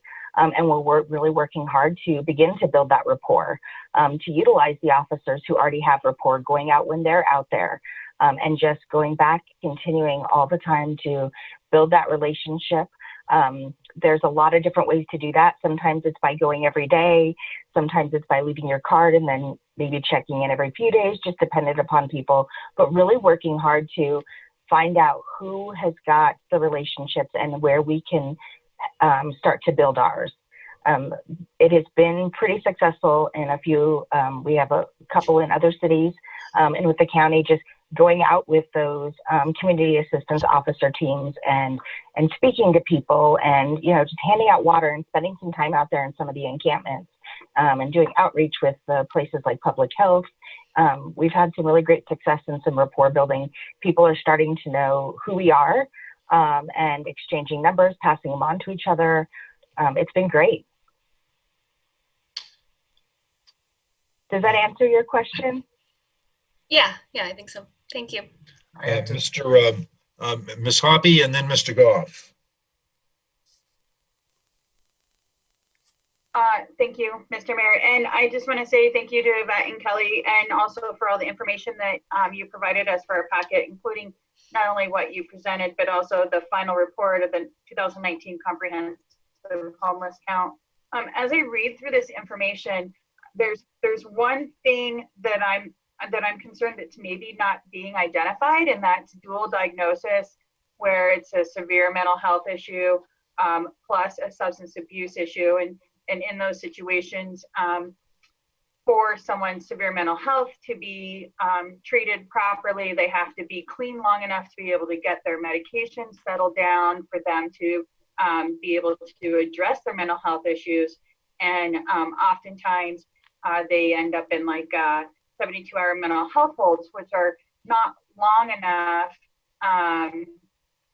They're not sober, basically, long enough for their antipsychotic meds and whatnot to settle into their bloodstream, basically, so that they can, you know, get settled on a proper medical level. And so I'm just wondering if there is some sort of future conversations about addressing dual diagnosis, not listed separately, but as a single issue. Yeah, I can take that one. Dual diagnosis. I mean, I can definitely get that data. I have the raw data from the comp count, so I can definitely pull that. We do have that. And I'll say also that ultimately it's really, really hard for someone to recover from any medical condition when they don't have housing. And so once they're in housing, it can start to address those, whether it's a single diagnosis or a dual diagnosis. They can begin to have the space to recover and engage in services at whatever rate they want to. It's really, really hard to address that singly as an issue, but it's just there. If we could get an outreach team that goes and reaches out to individuals and forms relationships with them, you're right. Like, it's really hard to form a relationship with somebody. It takes longer if somebody has a dual diagnosis. So ultimately, housing's like the solution to that. I don't mean to belabor that point, but it certainly is an issue. The sicker someone is on the street, they're much more vulnerable, and they're that much more. It's that much more difficult to get off the street if there's no housing for them that's supportive and that can help them stay housed. Thank you.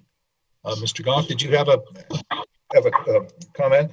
Yeah, thank you, Mr. Mayor. I just wanted to follow up on Councilmember Nasser Beck's question, because I think it's a good point that, the ultimate goal of this navigation program is to release the stress on our police department and our code enforcement officers. Homelessness is not a policing issue, and unfortunately, that's what it's become over the years. And so, again, the goal, that's why I'm so excited about this navigation program, that navigators are the ones that are going to be building relationships with these folks that need the help and building case files on them and trying to keep them in the system so that they're getting the different help they need. Our police officers don't have necessarily the resources to do that. They've been doing it for many years, but again, it's not a policing issue. unfortunately, that's where it's been. And unfortunately, I think a lot of our residents and constituents, if they see an issue with homelessness, that's who they call, is the police department. And that's not necessarily going to get those people the help they need right away. So I just wanted to make that point. Thank you, Mr. Goff. Ms. Nosler-Beck, and then Mr. Urban. Thanks, Patrick, for that too. And I just had a question as a follow-up. I think it was a vet. You were talking about the importance of housing. I know that the goal in that kind of gap that you were talking about, the $800 and it's $1,100 to pay on average a rent. I know that there's a crisis to get people into long-term housing and their actual stable housing situation, but where and what is the Navigator program doing for the crisis kind of housing situation? Like, is there vouchers available? Are we working with in Wheat Ridge or Jefferson County for motels or spaces to utilize? Because I know that that's the first step in capturing a lot of people who are experiencing homelessness and getting them on the right track. So you just talk a little bit about vouchers. I wonder if we have them. Absolutely. So that's a really good question because, like I mentioned, shelter just doesn't exist here right now. So there is some flexible spending dollars in some areas. People still have to be eligible for them based off of certain criteria. They can get really sticky, but they are available in some areas. As far as longer term projects, I know that Kelly, you shared a little bit about what the goals of the county were moving forward. There's been talk about looking for, Kelly made a huge lift and put up the non-congregate shelter for COVID during this time. And I think that really shows us that we have the ability to set up something like this, that we can do this. And I think that people are starting to look at this issue a little bit differently, and we're seeing more and more people on board in building some more solutions here in the county. But yes, there are, I'm sorry, that was a very long-winded answer, but there are some solutions as far as immediate. There are some vouchers out there for emergency situations, severe weather, whether that's heat or severe cold weather, things to keep people safe.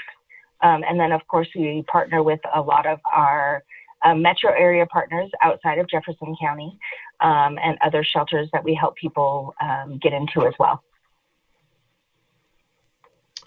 Thank you. Mr. Urban. Thank you, Mr. Mayor, and I appreciate the presentation on this information. And I would agree with everybody here that this is a critical issue for our community. With respect to some of the data that you presented, you mentioned, for instance, the 19 chronic homeless in Wheat Ridge. Do we have any indication of how many of those have gone through the VI SPDAT, or the larger number as a whole? How many in Wheat Ridge have gone through that assessment? I don't have that. We didn't ask that question as part of the survey, but that would have been wonderful had we. I would guess a very small percentage. We have, that is one of my main priorities in my job, is to get more people VI SPDATed. And for those of you that don't know that crazy acronym, it's an assessment tool that essentially assesses for your level of vulnerability and puts you in a queue for permanent supportive housing and rapid rehousing, which are two housing interventions that are mostly all supplied by Denver. But we only have 2 agencies that do VI SPDATs, and it's not even broadly so. And we just don't have enough. We don't have enough interventions with folks that are unsheltered. We don't have enough nonprofits and programs that are actually out there reaching out to folks that live in the woods in a creek that are never touched by anyone. And those are the folks that would actually score really high and have the best chance to getting that housing. So those connections need to be made. And so my guess would be very low percentage that are being VI SPDATed and getting put in line for supported housing, which is a huge problem and a priority for me. Great. And I guess that's one of my focus areas, is trying to understand how we can get more individuals into the VI SPDAT, whether they are high acuity or not. To me, that is a more sort of metric oriented way for us to deal with the issue.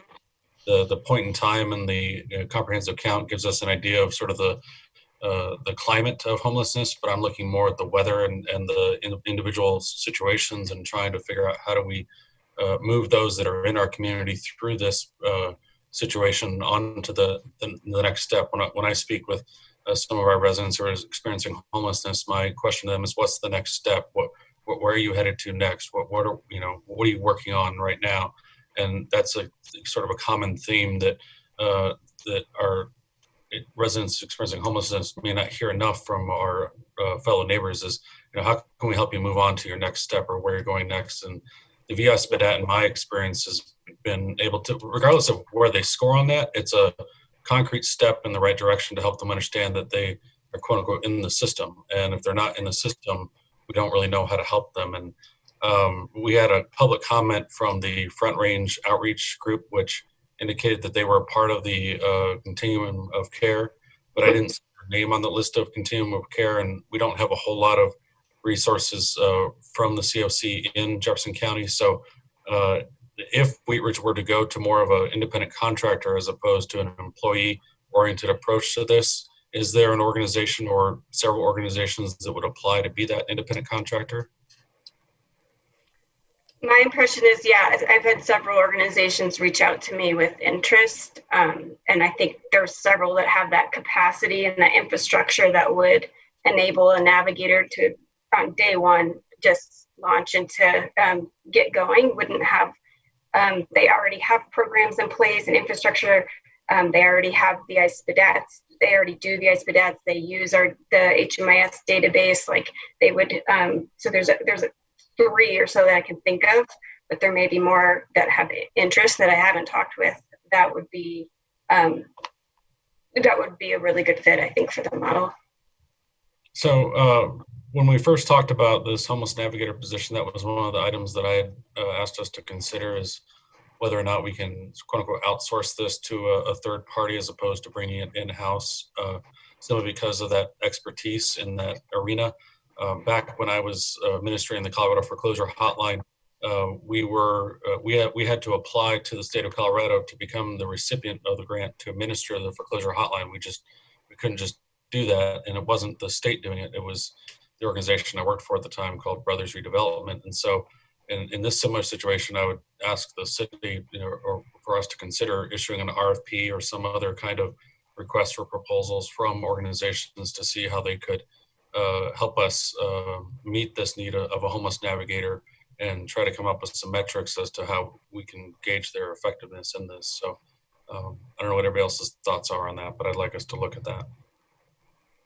Mr. Urban, yeah, we're definitely looking at that. I know the draft MOU or IGA that was in your packet shows it as an employee of one of our cities, of Wheat Ridge, Golden, or Edgewater, but that draft was started weeks ago, and we've been recently looking into a different format, potentially outsourcing that. I think we're trying to get a meeting scheduled between the 3 cities to discuss that as an option. So still in the works. That's still potential.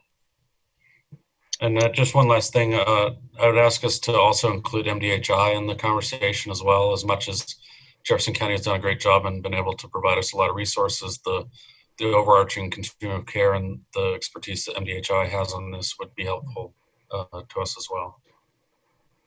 And I'll just add, we actually, MDHI just applied and were funded for 1 full-time employee dedicated to Jefferson County to help get people SPDATed, create a by name list, work with coordinated entry.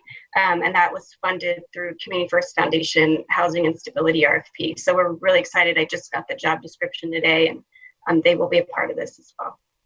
That's great. Thank you. Great news there. Ms. Hutchinson. Thank you, Mayor. Thank you for the presentation. And I really like how it's broken down as far as cities, county, unincorporated, Jefferson County.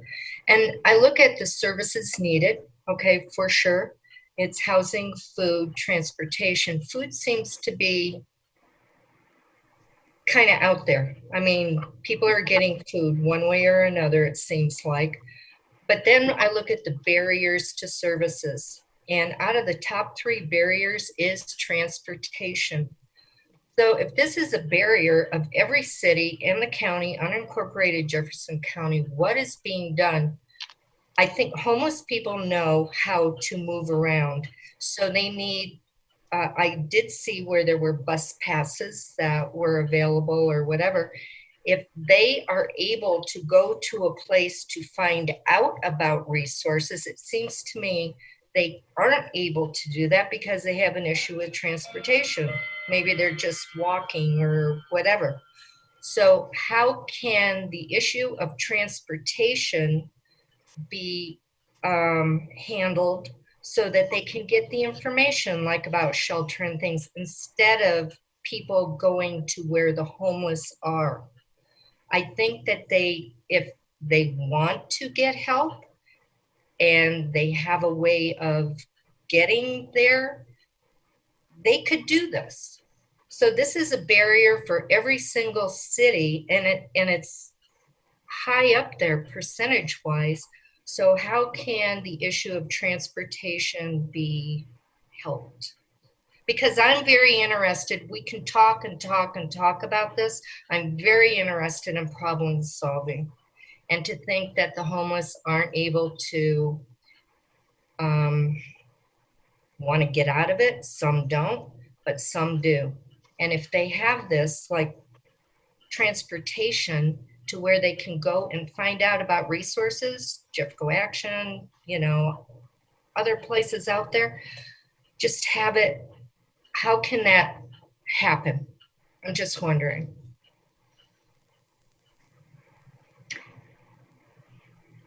I can answer some of that question. So geographically, Jefferson County looks very different than Denver County. So when you look at Denver County, they have resources all lined up and in the same geographic area. But when you look at Jefferson County, our resources are very spread out. We have the county building, which issues benefits and some assistance, but it's all the way in Golden. And the only way to get there is the W line. So it's got to be the light rail line. And then to get from there to the actual county buildings is then another trick. But then to go to the Action Center, you got to get all the way down Colfax. And so it's very geographically not friendly. And then transportation is not free. It's very costly. There are some bus passes that agencies have. They're limited. They're on a first come, first serve basis. Many agencies hand them out as they can until they run out for the month.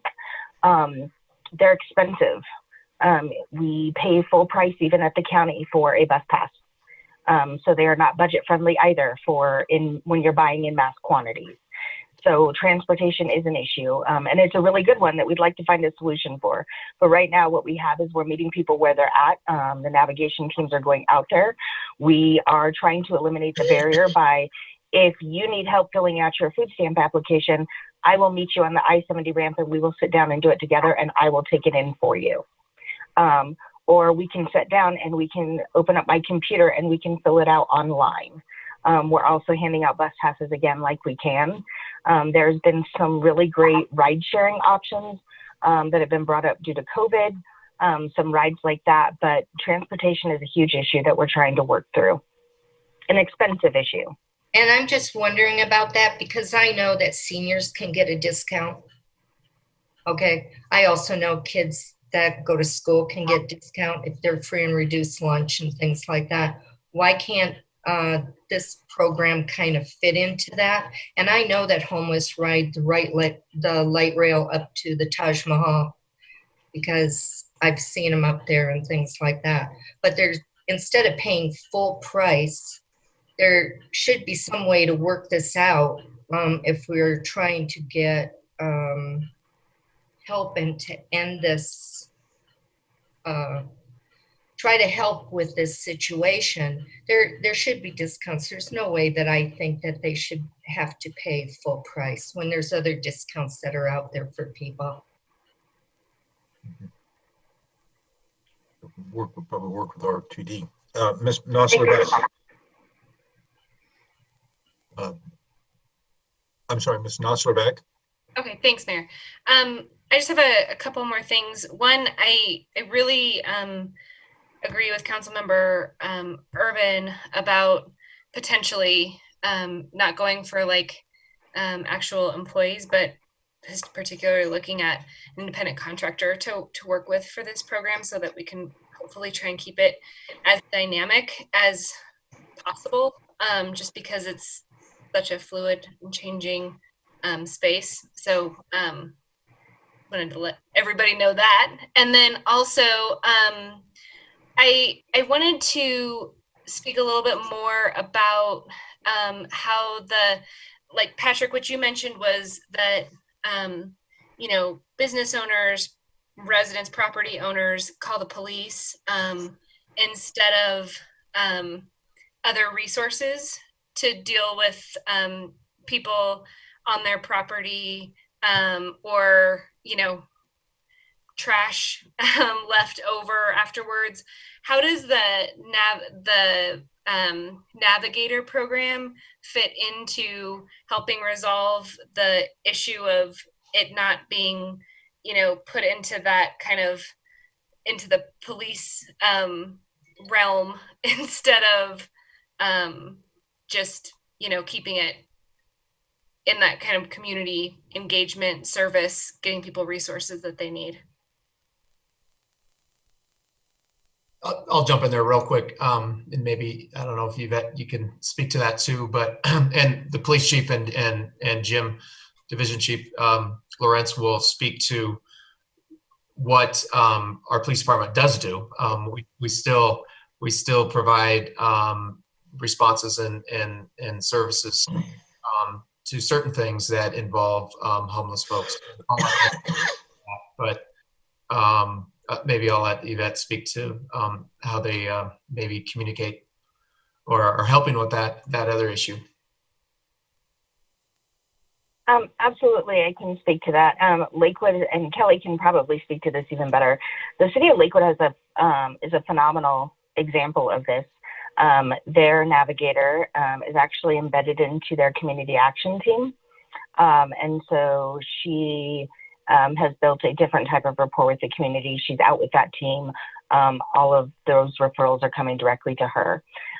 In the past, for me, I've had police officers with the city of Wheat Ridge call me because they got a call at Lutheran, or they got a call at the gas station down the street.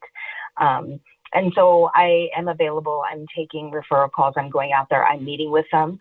And when I do, especially those hotspots, Lutheran, the gas station right down the street, the Howard Johnson, I'm going and I'm making myself known to those community members too. I'm going and I'm introducing myself and what I do and leaving my card. And then the next time around, then maybe the charge nurse from Lutheran will call me instead of the police. And it's really my hope that I can help fix that cycle of what they're doing as I come in and can give them some education on, oh, it's so nice to meet you. Here's what I do and here's how I can help. I have had great response on that. Has eliminated some of the calls. Just as a kind of follow up to that, I just wonder, as this program is building out, if there's a way to assist the homeless navigator in Wheat Ridge to work directly with the businesses. For example, like the Circle K, going back to the I-70 and Kipling example, the property owner did not want to get the police involved. They just wanted everyone to be safe and were concerned about everyone's safety there and their customer safety. And I think there's an opportunity for, you know, instead of just putting all the onus on the the navigator to go out there and do that if through the business association, through local works, through our various entities that we have, to educate them on the navigator and this whole program, so that it's not just I met this one person one time. I want it to be more of a, people think to call the police first off. How do we help educate in a way that if you're having this type of issue, this is who you go to? And so I think anything we can do there would be really helpful. Ms. Stozman. Thank you, Mr. Mayor. So I just wanted to touch on that as well, Val. So that was a really good segue. I think the issue really is that the public doesn't know who else to call. So we really only know to call the non-emergency line when we have those kinds of issues. And I know that it's a constitutional right to panhandle, but we do have a camping ban. And I do have a lot of constituents calling that are really concerned about tents and lean-tos that are in the Greenbelt and very disruptive folks on the trails. We also have a lot of congregating near businesses, and that is to the detriment of the health and safety of our community when we're taking into consideration human waste, any kind of crime or theft that comes from those experiencing homelessness. So I think it's kind of a natural way of us coinciding this issue that we see and that we don't know what to do about, and calling a non-emergent line. And so I think that maybe better educating the public as to who they can call in those kinds of situations, but sometimes it is an emergent situation. I also do have several other comments and a couple of questions. I wanted to thank you for the very thorough and detailed data. We haven't seen anything like this comprehensive of a packet in quite some time. And I'm actually really interested in seeing that there seems to have been a shift in the demographics of those experiencing homelessness. Because a couple of years ago, Chief Dan Brennan had given a presentation, and many of those those experiencing homelessness in Jefferson County were families and children, and that seems to have shifted quite a bit. And I also wanted to thank you for doing a survey during summer, because I was able to participate in the point in time survey the last couple Januaries, and it is bitter cold, and those experiencing homelessness definitely seek out shelter in motels and hotels. And the definition by HUD is so narrow that any of those that were staying in hotels and motels or couch surfing the night before did not meet the definition. And so I feel like we were severely undercounted. And I don't know how, like, the August count that you guys participated in versus the point in time, how that kind of serves for funding and resources in the county. So I'm kind of interested in that. And then I also want to know, what are tangible next steps, and what are good metrics of knowing that we are making a difference and actually causing a dent in this, and helping those not only seek housing but have stable jobs and skills set in place so that they can be productive members of society and reenter society and get on their feet. Mm-hmm. Yeah, those are great questions. The first, how data relates to funding. So obviously, and Yvette brought this up, we can add all the navigators we want, but if we don't increase the resources, like housing related resources and shelter, they're navigating people they're really, they're not magicians, so they can't make something that's not there. And we also don't want them to be overly reliant on Denver's system, because as we're probably all aware, Denver's system is completely stretched thin and their population's blowing up, and we want to be able to take care of our residents, but that means we need to create resources for it. So I think this is huge. We've heard a lot of good, having this comprehensive data set. None of the other communities in Metro Denver really have that. And so I think a lot have been looking to us to doing the same sort of thing, because they want more thorough data and over a longer period of time. So I think, we used it with Community First Foundation RFP. Several programs reached out to me for data, and I was able to provide that to them. And all subsequent, there's a few COVID-related longer-term funding streams that will become available that we could use this. We're using this in our strategic planning for Heading Home, which I'm the chair of the Heading Home group, and we're in the process of doing some planning and making priorities for Jefferson County. So this data is really the single thing I'm relying on the most for to identify what the true needs are so we can prioritize those things and have the greatest impact. So I think it's kind of endless what this can be used for. It's really, really exciting. I mean, in most communities use the HMIS database, I should say, having a live database that everyone uses that works with folks that are experiencing homelessness is the best way to have data, because you can pull it at any time given, and we have a very low HMIS participation rate. So this is like great that we have this comprehensive count, but that being said, without having a live database, it's going to become quickly obsolete. And so that's another priority I'm working on, getting more people to use this shared database. But, and in terms of tangible next steps, I actually just had this conversation also with the supervisors of the navigators about we're laying out kind of outcomes and metrics for the navigation for all the navigators, and some standardized ones, and then you can add your own or whatnot. So we're having that conversation of like, what is success for the housing navigation team? And obviously it's going to be a reduction of homelessness and more people getting housed and getting out of homelessness. But that's kind of our current next step in getting everyone on board for the navigators. And then we're working on, again, that strategic plan. And once we have that plan approved by Jeffco Connections, we can start to plug into different funding sources and whatnot and lean back on that framework of that plan that we're, rather than going after whatever the shiny object is at the moment and whatever is getting the most complaints, we actually have a strategic plan that's tied to the greatest needs, and that'll have the greatest impact. So those are kind of the main things we're working on now. And just to follow up with that, how has COVID impacted outreach and the ability to connect people with those resources? Have you seen a decline in services and funding just due to the nature of losing revenue? Yeah, you can speak to that better.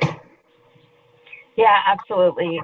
We've seen an incline in requests for services, and we have seen a decline in the amount of services that are available.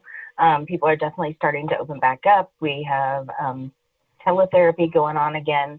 Things are starting to get better, but there was that 30-day gap where it was really difficult to get people where they needed to be.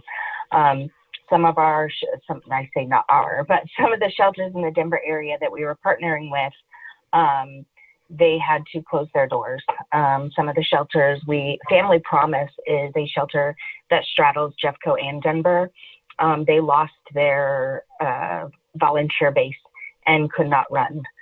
Severe Weather Shelter Network, our only line of defense for severe weather for singles, had to close its doors because they lost their shelter base. So it definitely impacted us. And now we are starting to see an uptick in people requesting services, prevention of homelessness, and pending evictions, and things like that.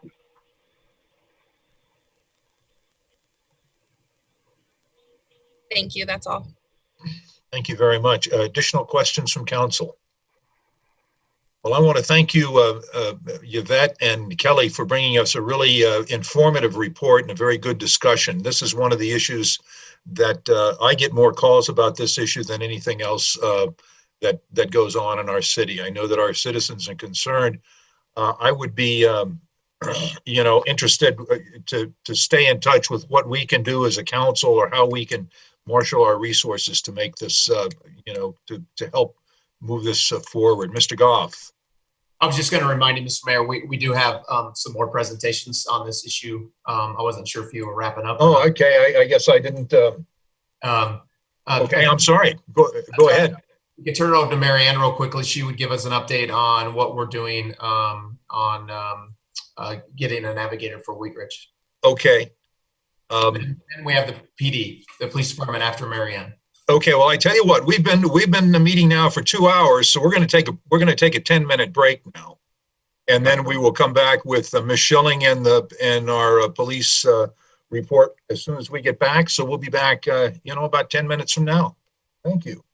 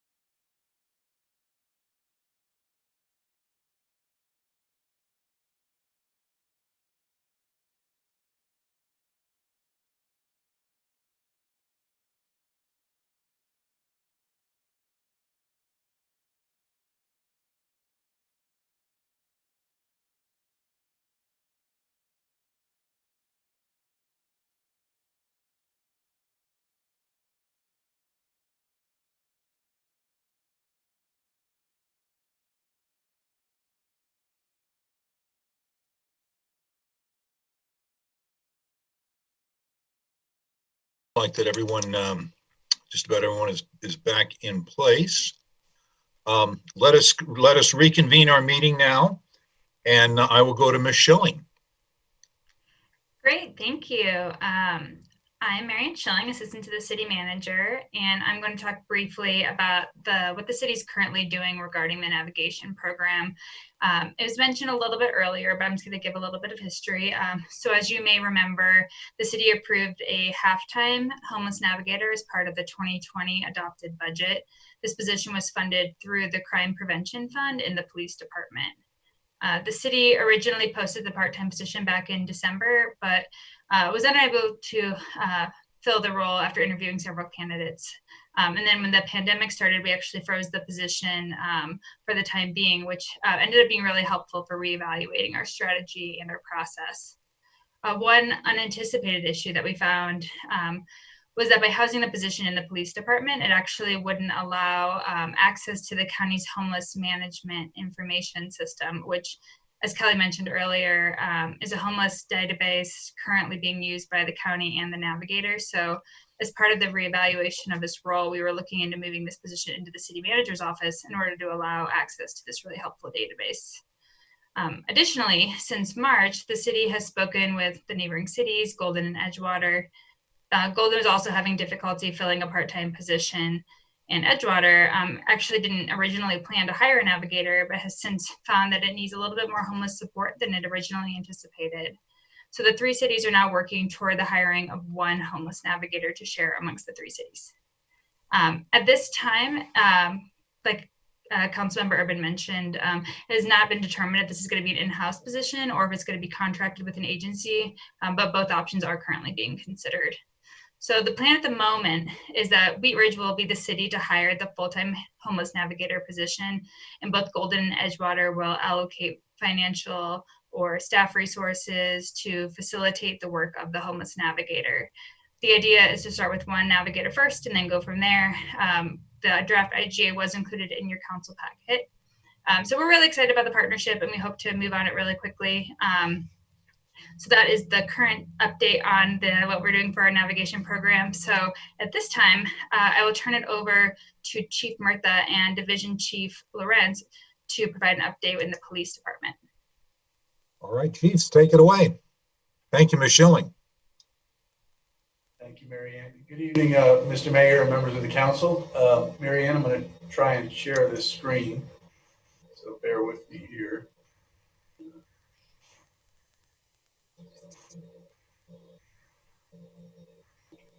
Can you let me know if it comes up?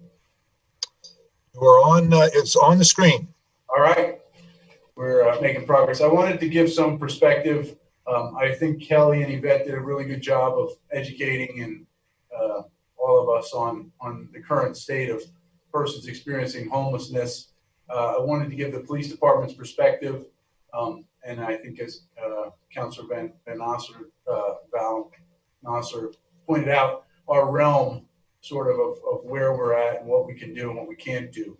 Certainly, we never want to say that we can't do anything, but there are a lot of folks who do call just because they don't know where else to turn when it comes to persons experiencing homelessness. So some of these slides and some of the information you've already had, so I'll go through it rather quickly. It's been a lengthy presentation to begin with, and I'll try and stop on the points that I think are really relevant to the police department. So as we look at where where individuals spent the night, that was the point in time that was already covered by, I think it was Kelly who covered that, but you can see the Jefferson County totals. We did a comparison between 2017 and 2020, the most updated numbers, and certainly you can see where we compare there, but I don't want to spend a lot of time on those particular slides. Again, Kelly covered this, a little different numbers than we had. This was originally the information that Chief Brennan put out, and we updated the information on this. So 64% of homeless families with children at the time when we did this, and 33% of the homeless were working. Again, facts that we already had an opportunity to see with Kelly. Where people were staying, again, I don't want to spend time on that because you've seen that. There was a lot of questions to the police department around what has legalized marijuana done with respect to homelessness. Does it make do people get high, become lethargic, and lose their jobs? We haven't found that. Most of our data is either anecdotal, or it's observational, or it's based on our interactions. So our data is not maybe as scientific as Kelly and Yvette's, but I think it's really where we believe we stand as a police department. Do people move to Colorado to legally use marijuana to self-medicate? Sure, we believe they probably do, and that's been our experience on the street. A lot of folks will call about loitering, that homeless folks are loitering. And loitering really, it's been the definition in Colorado of loitering really deals with folks hanging around schools and school grounds. That's the definition of loitering. In the case of Chicago versus Morales, I think that was a gang-related case where folks were loitering, and what the Supreme Court found in that case was there really was no specific activity that was noted, and they overruled the statute that Chicago had and said you've got to be more specific than that. So in the Colorado statute, loitering refers to hanging around a school building or on school grounds. It's age dependent, and that certainly is not a law that really deals with persons experiencing homelessness. In Wheat Ridge, camping, we do have people who sleep in the parks during the day, which is completely legal, but it is unlawful to camp overnight. Park any vehicle, trailer, or camper for overnight camping purposes. And we do take action when we receive those complaints. We've gotten quite a few of those lately. Panorama Park, I think, was one of the places that we were dealing with a few folks over there. And I'll ask Division Chief Lorenz to jump in. He's been dealing with this, and our community services officers have really done a lot of work around these issues.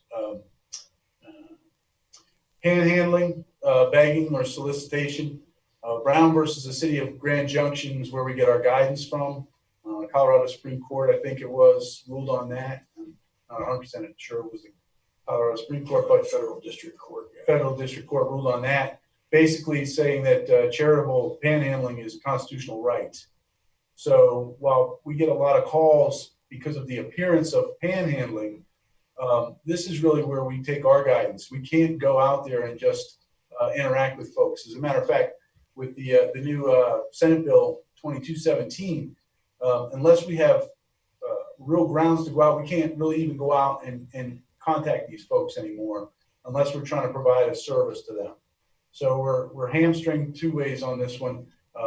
Panhandling is protected, free speech, and our ability to go out and just find out if folks are up to no good who happen to be out in the areas where panhandling is occurring is limited under the new Senate bill. But there are types of panhandling that are not legal. Intentionally making any physical contact, intentionally blocking or interfering with the safe or free passage, intentionally using violent or threatening gestures, intentionally using profane, threatening, or abusive language, approaching or following a person for solicitation as part of a group. Again, we are your police department, and we do, we never want to say we can't do anything. And these are certainly instances where constituents need to be educated on what it is that we can do around panhandling when it's confrontational or when it becomes aggressive. Certainly we'll take action on those types of issues. Some of our data on homeless, transient, and camping. You can see our total calls for service is the top line, and really that blue line down the bottom that's close to zero is the calls for service we have around homeless, transients, and camps. It's a very small percentage of our overall calls for service. While it seems like a big problem, and I know there is a very vocal segment of our population that will call our politicians to complain, it really amounts to one of our smaller issues when it comes to volume of calls. And that's demonstrated there. Again, this is how the breakdown's been over the 3 years, 17, 18, and 19. You can see it's fairly fairly consistent. It's a little bit of a spaghetti string there, but this on the left side is the total number of calls, anywhere between 160 at the high, obviously down to 38 is the low. That's the amount of calls we receive as we go through month to month. Our calls. Significant dips in the winter time. Right, and you won't see in the winter time, you won't see the calls, the amount of calls for service.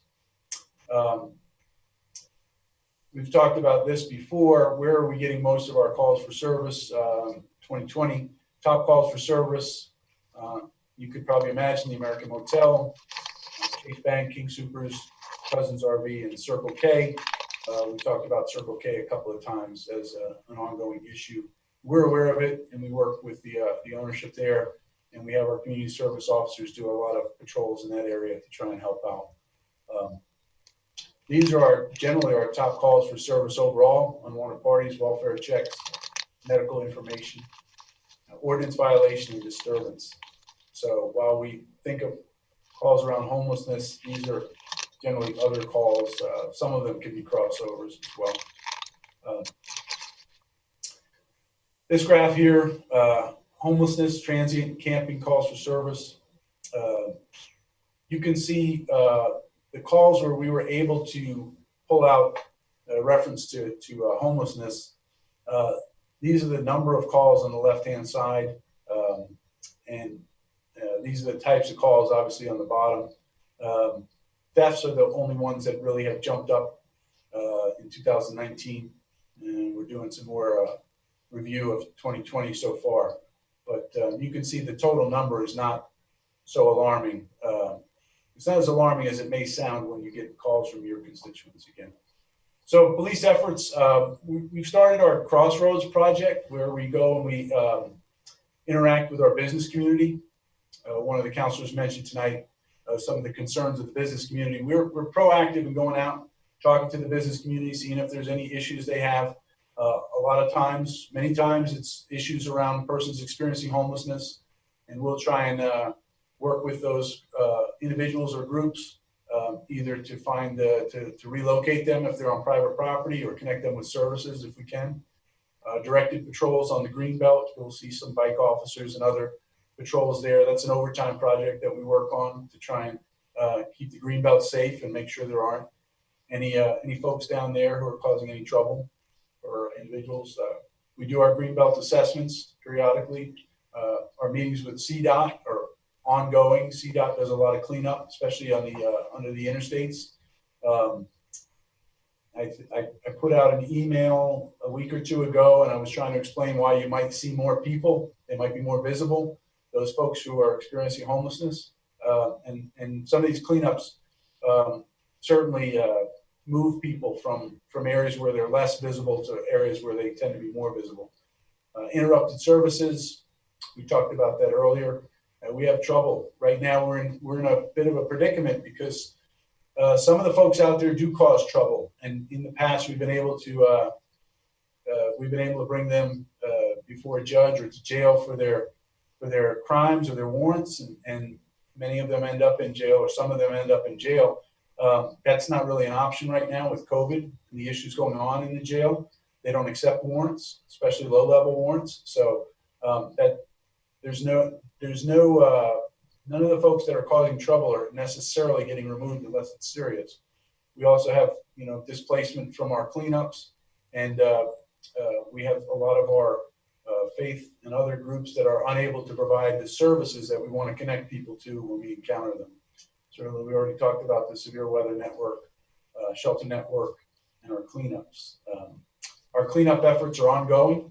We understand that that folks in the community are complaining about the unsightliness of what they see, and I want to assure everybody that these are ongoing cleanup operations between Public Works, Parks and Rec, CDOT. We use a contractor and our CSO team that does small cleanups. City of Wheat Ridge efforts, defining homelessness. One of the issues that we find is that really there are folks, I think Kelly and Yvette talked about, ending homelessness by finding people homes.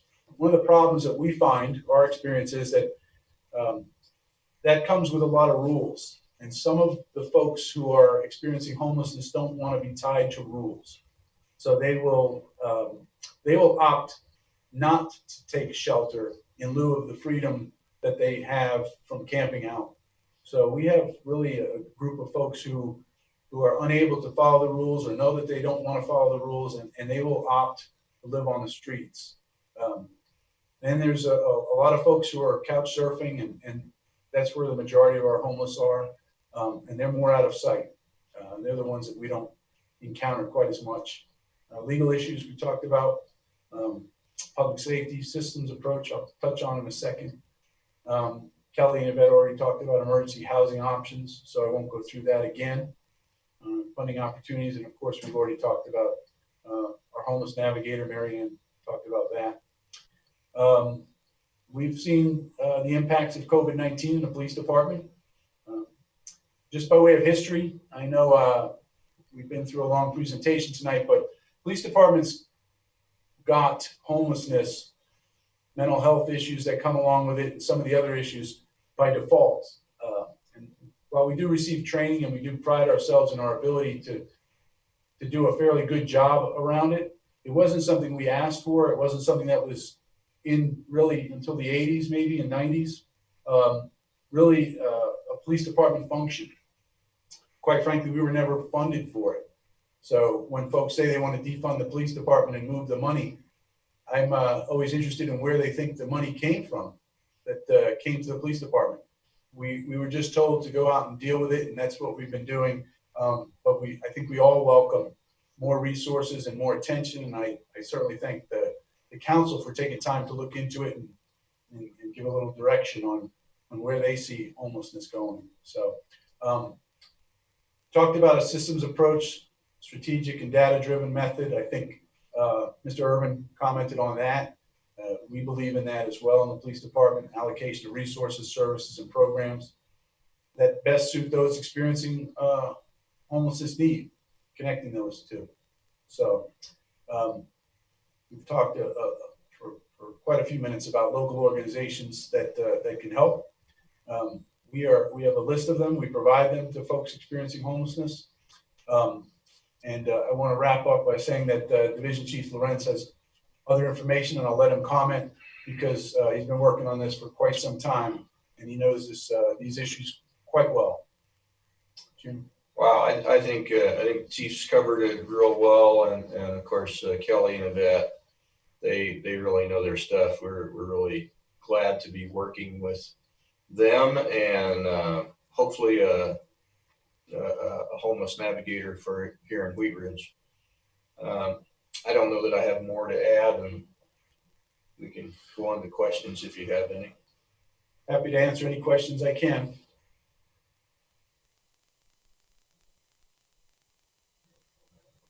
Mr. Mayor, you're talking, I can't hear you.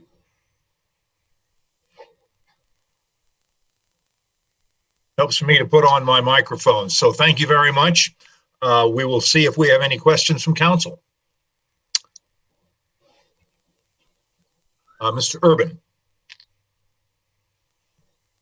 Not really a question, but just a thanks and gratitude to the police department and the way that they've worked with our homeless population and the individuals that are experiencing homelessness. I've spoken with several of them, and I think that the Wheat Ridge Police Department does a good job of striking a balance between enforcing the laws while respecting the rights of the individuals that are experiencing homelessness. And so it is a tightrope to walk sometimes, but I appreciate the way that they've conducted themselves out in the community. Thank you. I'll pass that on for sure. Thank you, Ms. Hulteen, and then Ms. Hoppy. Thank you, Mayor. I'd like to also echo gratitude for our police department. I think they take a compassionate and community-oriented policing approach on this. And I wanted to specifically thank Division Chief Lorenz for meeting with my neighborhood a couple weeks ago on this issue. I have a couple of questions. Well, first of all, I also want to just thank our citizens. My experience when I was campaigning and when I've had interactions is that I really don't hear complaints. I hear compassionate concerns about the welfare of our community. And so I appreciate that our citizens principally take that approach. The one complaint I hear the most is just really concerns around safety on the Greenbelt. A lot of residents feel like it's not a place where they feel safe, and it's, you know, a quality of life aspect that they feel has been impacted. And I'm just wondering, you guys mentioned the Greenbelt project and the Greenbelt assessments. Would you guys be able to share a little bit more about what that is and sort of how you're going about conducting that and any information you have? Yeah, so we do overtime patrols. They're mostly bicycle. These are the officers that are trained to ride bicycles, and our CSOs, community service officers, that go through the green belt. We have money set aside specifically for that project, and it's to ensure public safety. Again, people have the right to be on public property and enjoy our parks and greenbelt area. Camping is prohibited there, and we work with that, but we do get calls of people who suspect maybe that people are experiencing homelessness and get calls on that. And for the most part, during the daytime, we're not experiencing any crimes or police related issues with that issue. It is alarming sometimes to people, and we try to talk and explain that everyone has the right to enjoy our Wheat Ridge Park system in Greenbelt. Thank you. And then I have one other question. Excuse me. So I guess it's maybe a question for Patrick more than for police department, but with specific private properties that are, you know, where we're seeing higher percentage or more consistent issues and conflicts, is it possible for the city to either provide communication resources or some guidance for those property owners in terms of like providing outreach pamphlets for services? Is there any like signage that we could help connect them with around signs around trespassing? I think a lot of what we have is communication issues, and I found that I'm a huge believer in the communication aspects of this. I'm just wondering if we have any plans or resources that we could use to better communicate, you know, what's available to people and better understanding of what's allowed and what isn't. Yeah, I mean, that's the crux of the or the intent of the navigation program. So, you know, as Yvette mentioned, she's doing some work in Wheat Ridge, but if we can get resources specific to Wheat Ridge, we can reach out to the business community more and provide some of those resources. Great, thank you. Thank you, Ms. Hoppy. Thank you, Mr. Mayor. And I do want to say thank you to our police department. I have personally witnessed several incidences where our officers are in contact with assumed homeless who are panhandling and I see and in a situation where they could be putting themselves in an unsafe position to do so. And so I really appreciate that. I have a question for the city manager. You're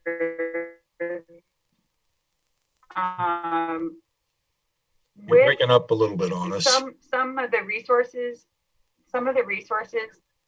sorry, I even have myself linked to my phone, Verizon. Is it better now? Better now. Great. There are some creative resources that homeless utilize for things like showers. One of them being the rec centers. And with the showers being closed and all of the recs, the opportunity to maybe open the locker room at the pool, since we're not opening it maybe once a week, to allow people who are experiencing homelessness to be able to utilize that to maybe get cleaned up a little bit. And I do realize that that takes staff and money to have to go in and clean it afterwards, and for someone to be there to make sure that all goes smoothly. But I wonder if that's something that we have considered offering. I don't think it's something we've considered. We definitely can. I think we'd have to look at the COVID restrictions, and if we can allow that. I think there's probably a way we could, and of course the safety of our employees and others. So I'll speak to our Parks and Rec director tomorrow and see what we can look at. Thank you. Additional questions or comments on this topic? A lot of information coming out tonight, so.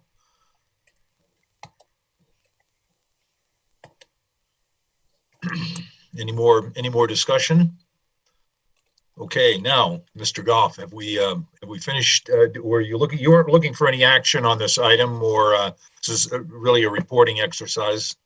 Exactly, just more of information and discussion. Well, I would like to thank everybody, our Police Chief Murtha and Division Chief Lorenz. Ms. Schilling, thank you for that report and update on the Navigator program.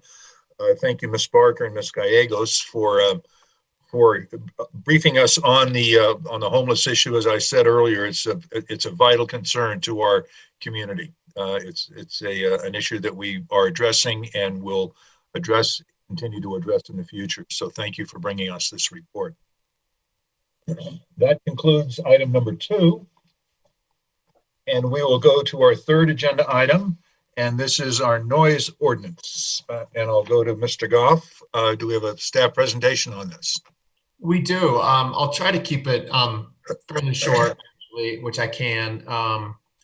Hopefully you all read the memo, and I think we're all very familiar with this issue. We've discussed it numerous times over the last several years, actually. And the most recent discussion was in December with City Council, and we did get a consensus to bring back some amendments to our current noise ordinance. And I put that consensus in your memo there. And I actually included those items, what I thought was in a red line in your memo, but it looks like those red lines got accepted. So you can't see what was added, but I can pull that up on the screen here so you can see. But so again, briefly to talk about what consensus we did receive in December. There was a consensus to bring back a hybrid approach for a noise ordinance. In other words, setting a decibel level limit for potentially just like in industrial areas in the city to deal with the Rocky Mountain Bottle Company, and then continue using the reasonableness standard that we've been using currently in all other zone districts. Set a time frame so that any time between 10 p.m. and 7 a.m.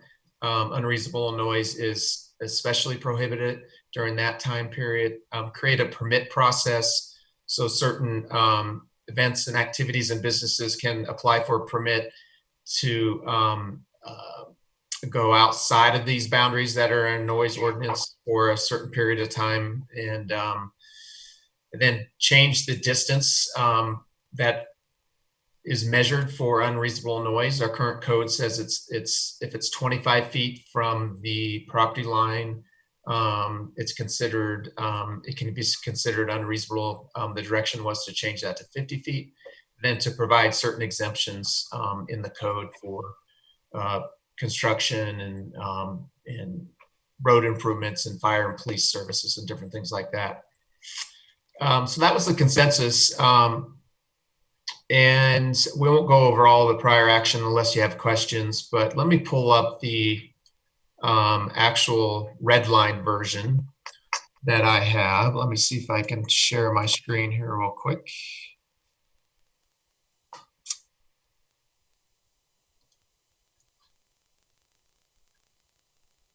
Maybe, did it pop up? Yes. I can't see it though. You all can see it? It is on the screen. It's a little small, but Okay. And it's a red line version, right? it is the red line version, yes. In I'm sorry. parts sort of at B is really your.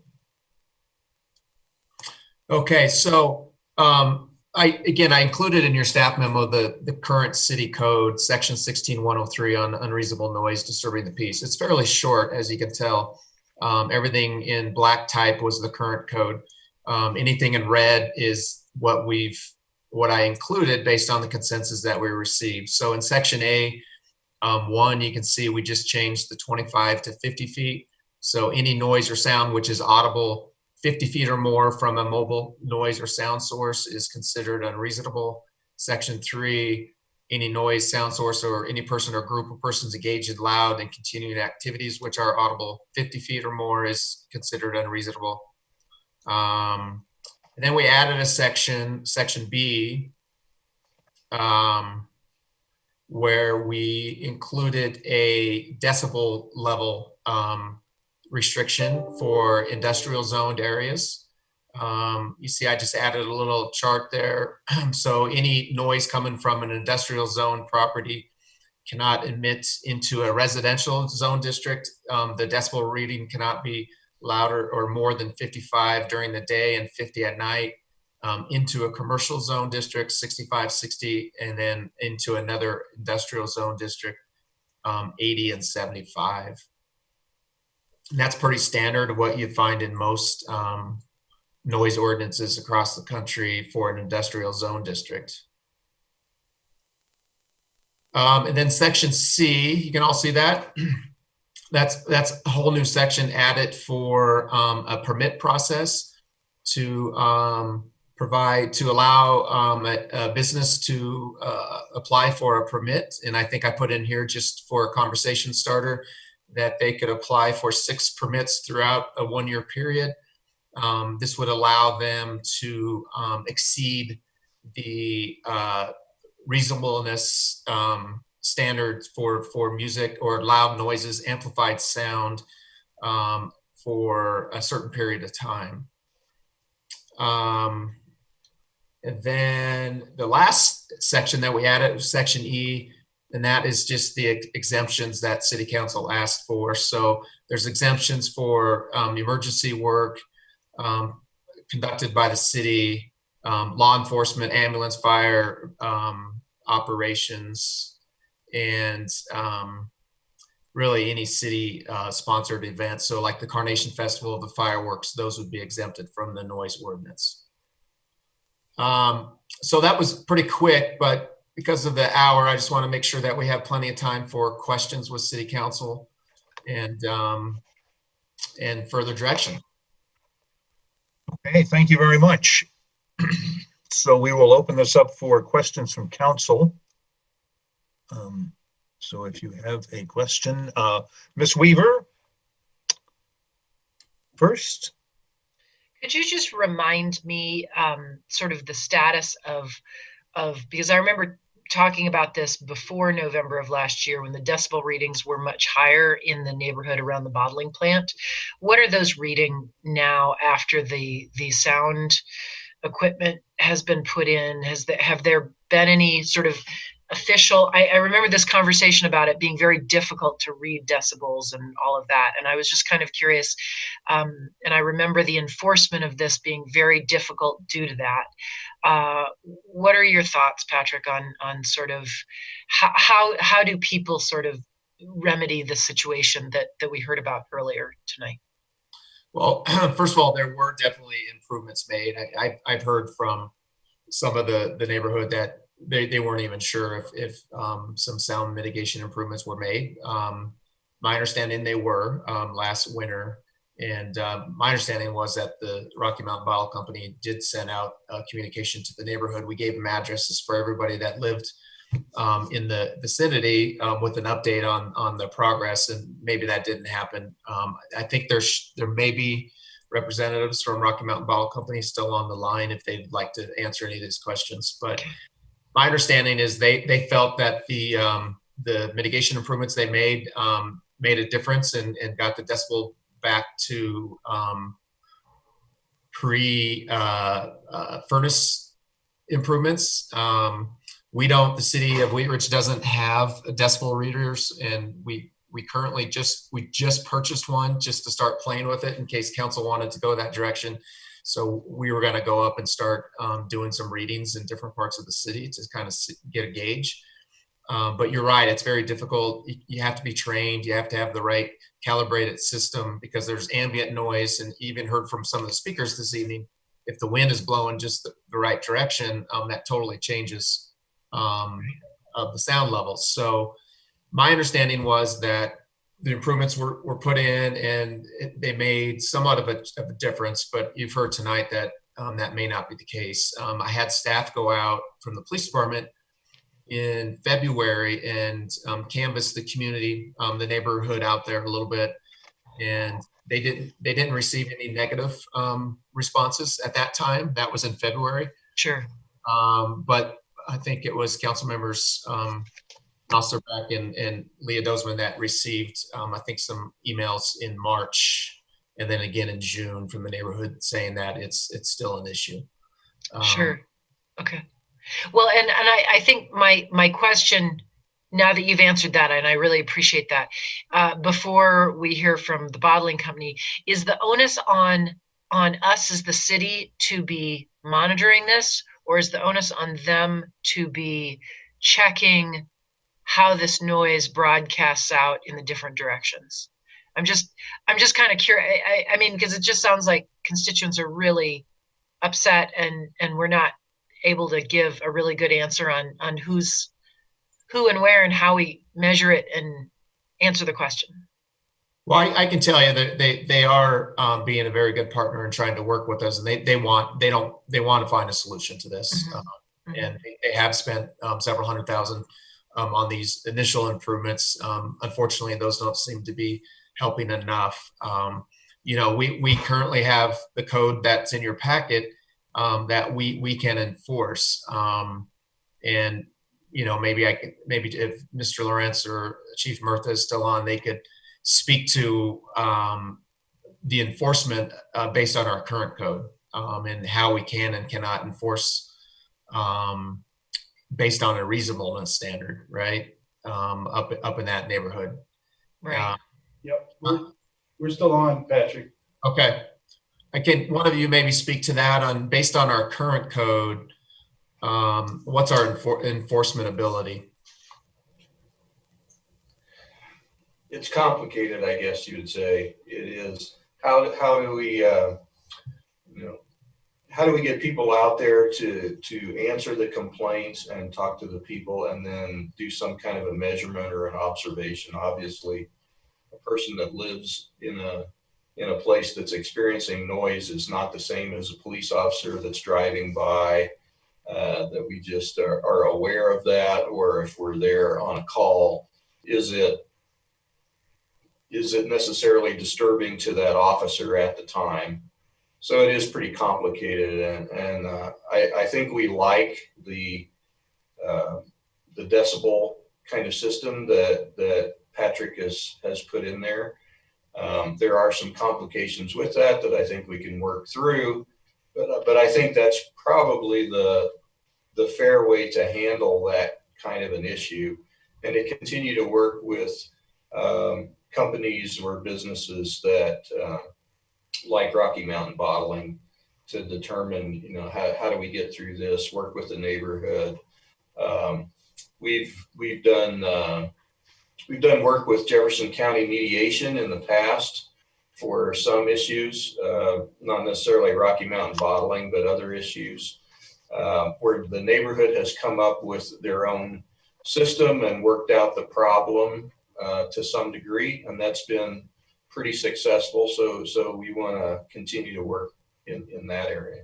Okay. Patrick, I would just add that I think the language in this ordinance is very difficult to enforce. So strengthening it or changing it to something that's more tangible will be a help for the police department to be able to enforce it if that's the direction from council. And Mr. Mayor, it looks like Kayla Garcia with Rocky Mountain Bottle has her hand up. Maybe would like to speak. I'll be happy to call on Ms. Garcia now, please. Let me see if she needs. Hi, can you hear me? Yes, we can. Thank you. Please continue. Awesome. Well, hello again. This is Kayla Garcia. And to start, we absolutely want to work with residents and our city council to help continue to be part of the solution and mitigate all the ongoing concerns and ordinance. I also do want to recap a little bit, and I know this was mentioned, but I thought it might be helpful as well to kind of reiterate what we've done. So in 2008, our plant began an extensive upgrade to implement our multi-million-dollar state-of-the-art glass furnace, undertaken in large part to better protect our local environment and reducing emissions. So through this project, we work closely with the EPA, the Colorado Department of Health and Environment, as well as obtaining various construction permits from the state and city of Wheat Ridge. So we were in very close communication and transparent throughout this entire process. So shortly after the completion of this project and the new furnace became glass, we learned that nearby residents expressed concerns regarding noise from the plant. So we did take this very seriously. So after, as I mentioned, after that initial change, we then invest an additional 6 figures into noise mitigation solutions from this last September to November as a response to be part of the solution. So knowing that, we potentially did not communicate that well and there are more concerns coming, we absolutely would like to continue to be of help to be a part of however conversations we need to have with our residents and neighbors moving forward. Thank you. Thank you very much. Ms. Hobby. I'm sorry, Ms. Hobby. Thank you, Mr. Mayor. As we look at this noise ordinance, we need to keep in mind that this has to work for our city as a whole, and we want to make sure we're not crafting something just to solve one problem, but that it does holistically work with our city. So, we have places like Clear Creek Crossing, the base camp, that aren't built out yet. So I just would like to remind all of us that that's something that we want to keep in mind while we're doing it. At the same time, addressing issues from the citizens with the Rocky Mountain Bottle Company and the issues with the live music from the bar down the street, from the Kellers. But I like the way that Mr. Goff addressed this, because I remember I think this is the 3rd or 4th time, Zach can remind me because we've both seen this 3 or 4 times. The last time it was at the end of a long business meeting and we kind of crumpled up a piece of paper and punted it over to Patrick and said, make it fancy. And so we want it hybrid. So I think that this works well for all of our areas if we think about those. So that's kind of what I was trying to put the test to. Does it work well for mixed use neighborhood?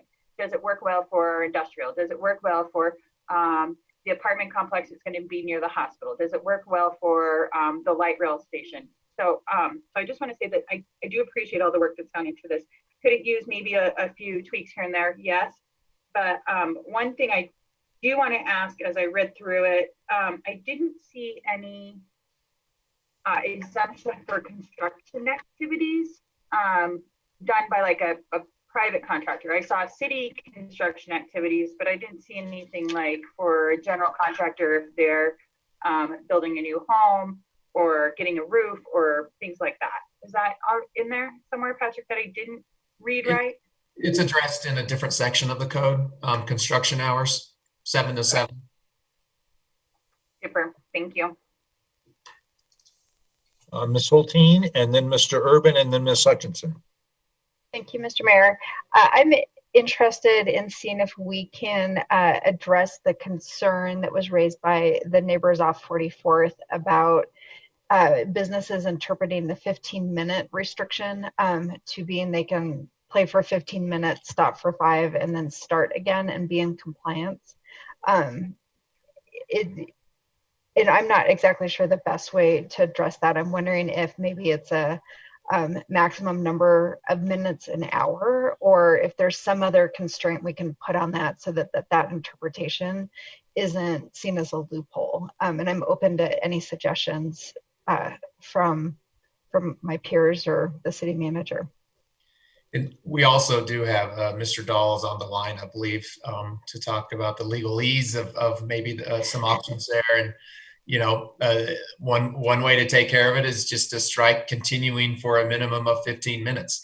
But then, you know, are you going to get complaints about a noise that's just going on for 2 minutes? And I would think that the PD would be able to use their discretion with that if it's a short noise. And I'll let maybe Jim and Chris speak to that. But the section of the code where that language in there, it's in section A3. It says any noise, sound source, or any person or group or persons engaged in loud and continuing activities which are audible for 50 feet or more from the noise source or at the property line of the property upon which the noise source is located or upon which such activities are taking place, continuing for a minimum of 15 minutes.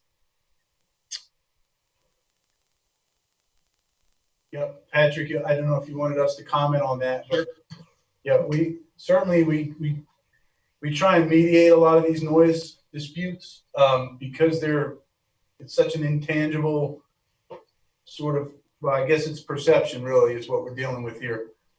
Different folks feel like the noise is, you know, excessive. Other folks don't feel that way. And you've got businesses and you got business communities right up next to residential.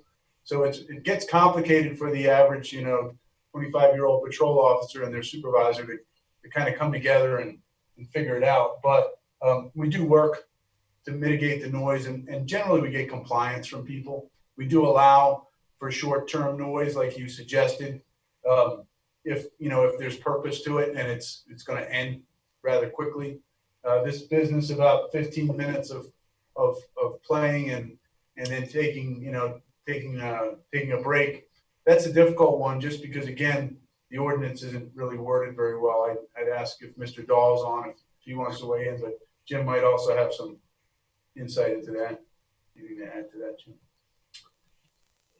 You know, it's really one of those issues that needs to be litigated, I suppose, so that you put it before a judge and the judge makes a decision whether he thinks that he or she thinks that the noise is unreasonable for 15 minutes and that someone's trying to circumvent the law.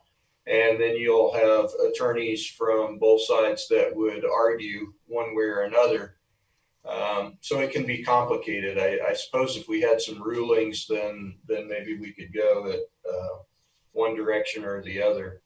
But as it stands, it is a little complicated, I think, to enforce.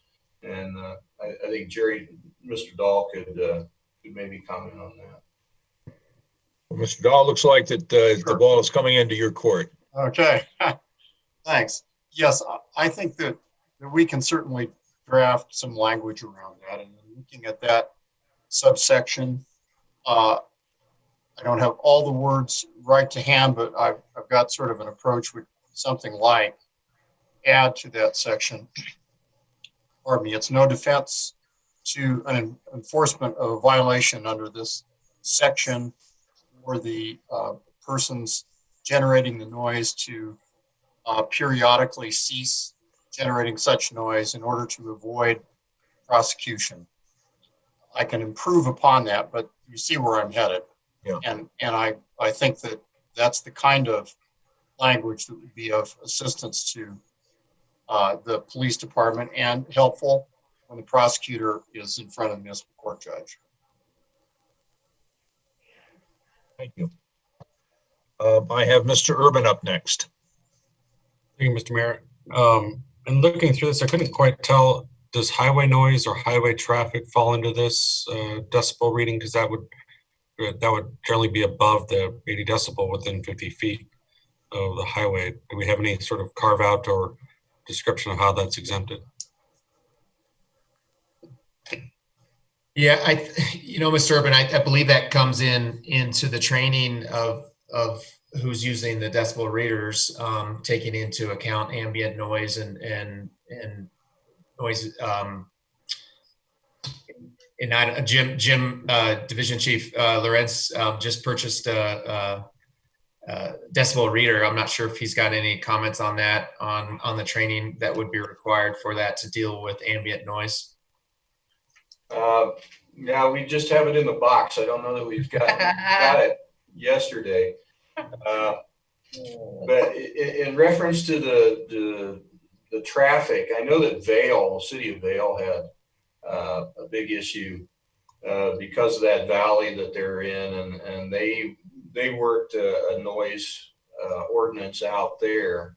So it's something that we could take a look at and see if it applies to Wheat Ridge. I don't know that for sure, but somebody's done it before.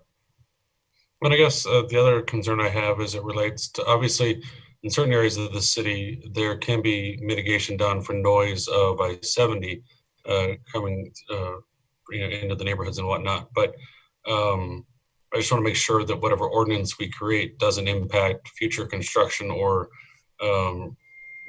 remodeling or improvements to I-70 because of some noise ordinance that we've installed, then would cause us to have to build a monumental noise wall of some kind or another.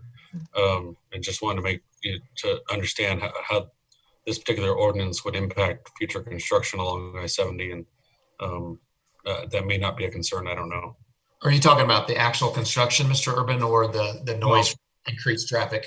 The noise from increased traffic relating to some sort of environmental impact study that then says, based on your current ordinance, you can't have a decibel over this. And so in order to construct new lanes or whatever, then you're going to need to build an X high noise wall or something like that. Okay, thank you. I have Ms. Hutchinson and then Ms. Hoppy. Thank you, Mr. Mayor. Yes, I have a question about the section 16103, number 3, regarding the 50 feet or more from the noise source. It says, or at the property line of the property upon which the noise source is located. Some property lines are 5 feet anymore. So we're talking 50 feet. Also, there is the issue about the 15 minutes. Okay, I look at the Colorado noise statute. It does address 15 minutes, which states that for a period of not to exceed 15 minutes in any 1 hour period.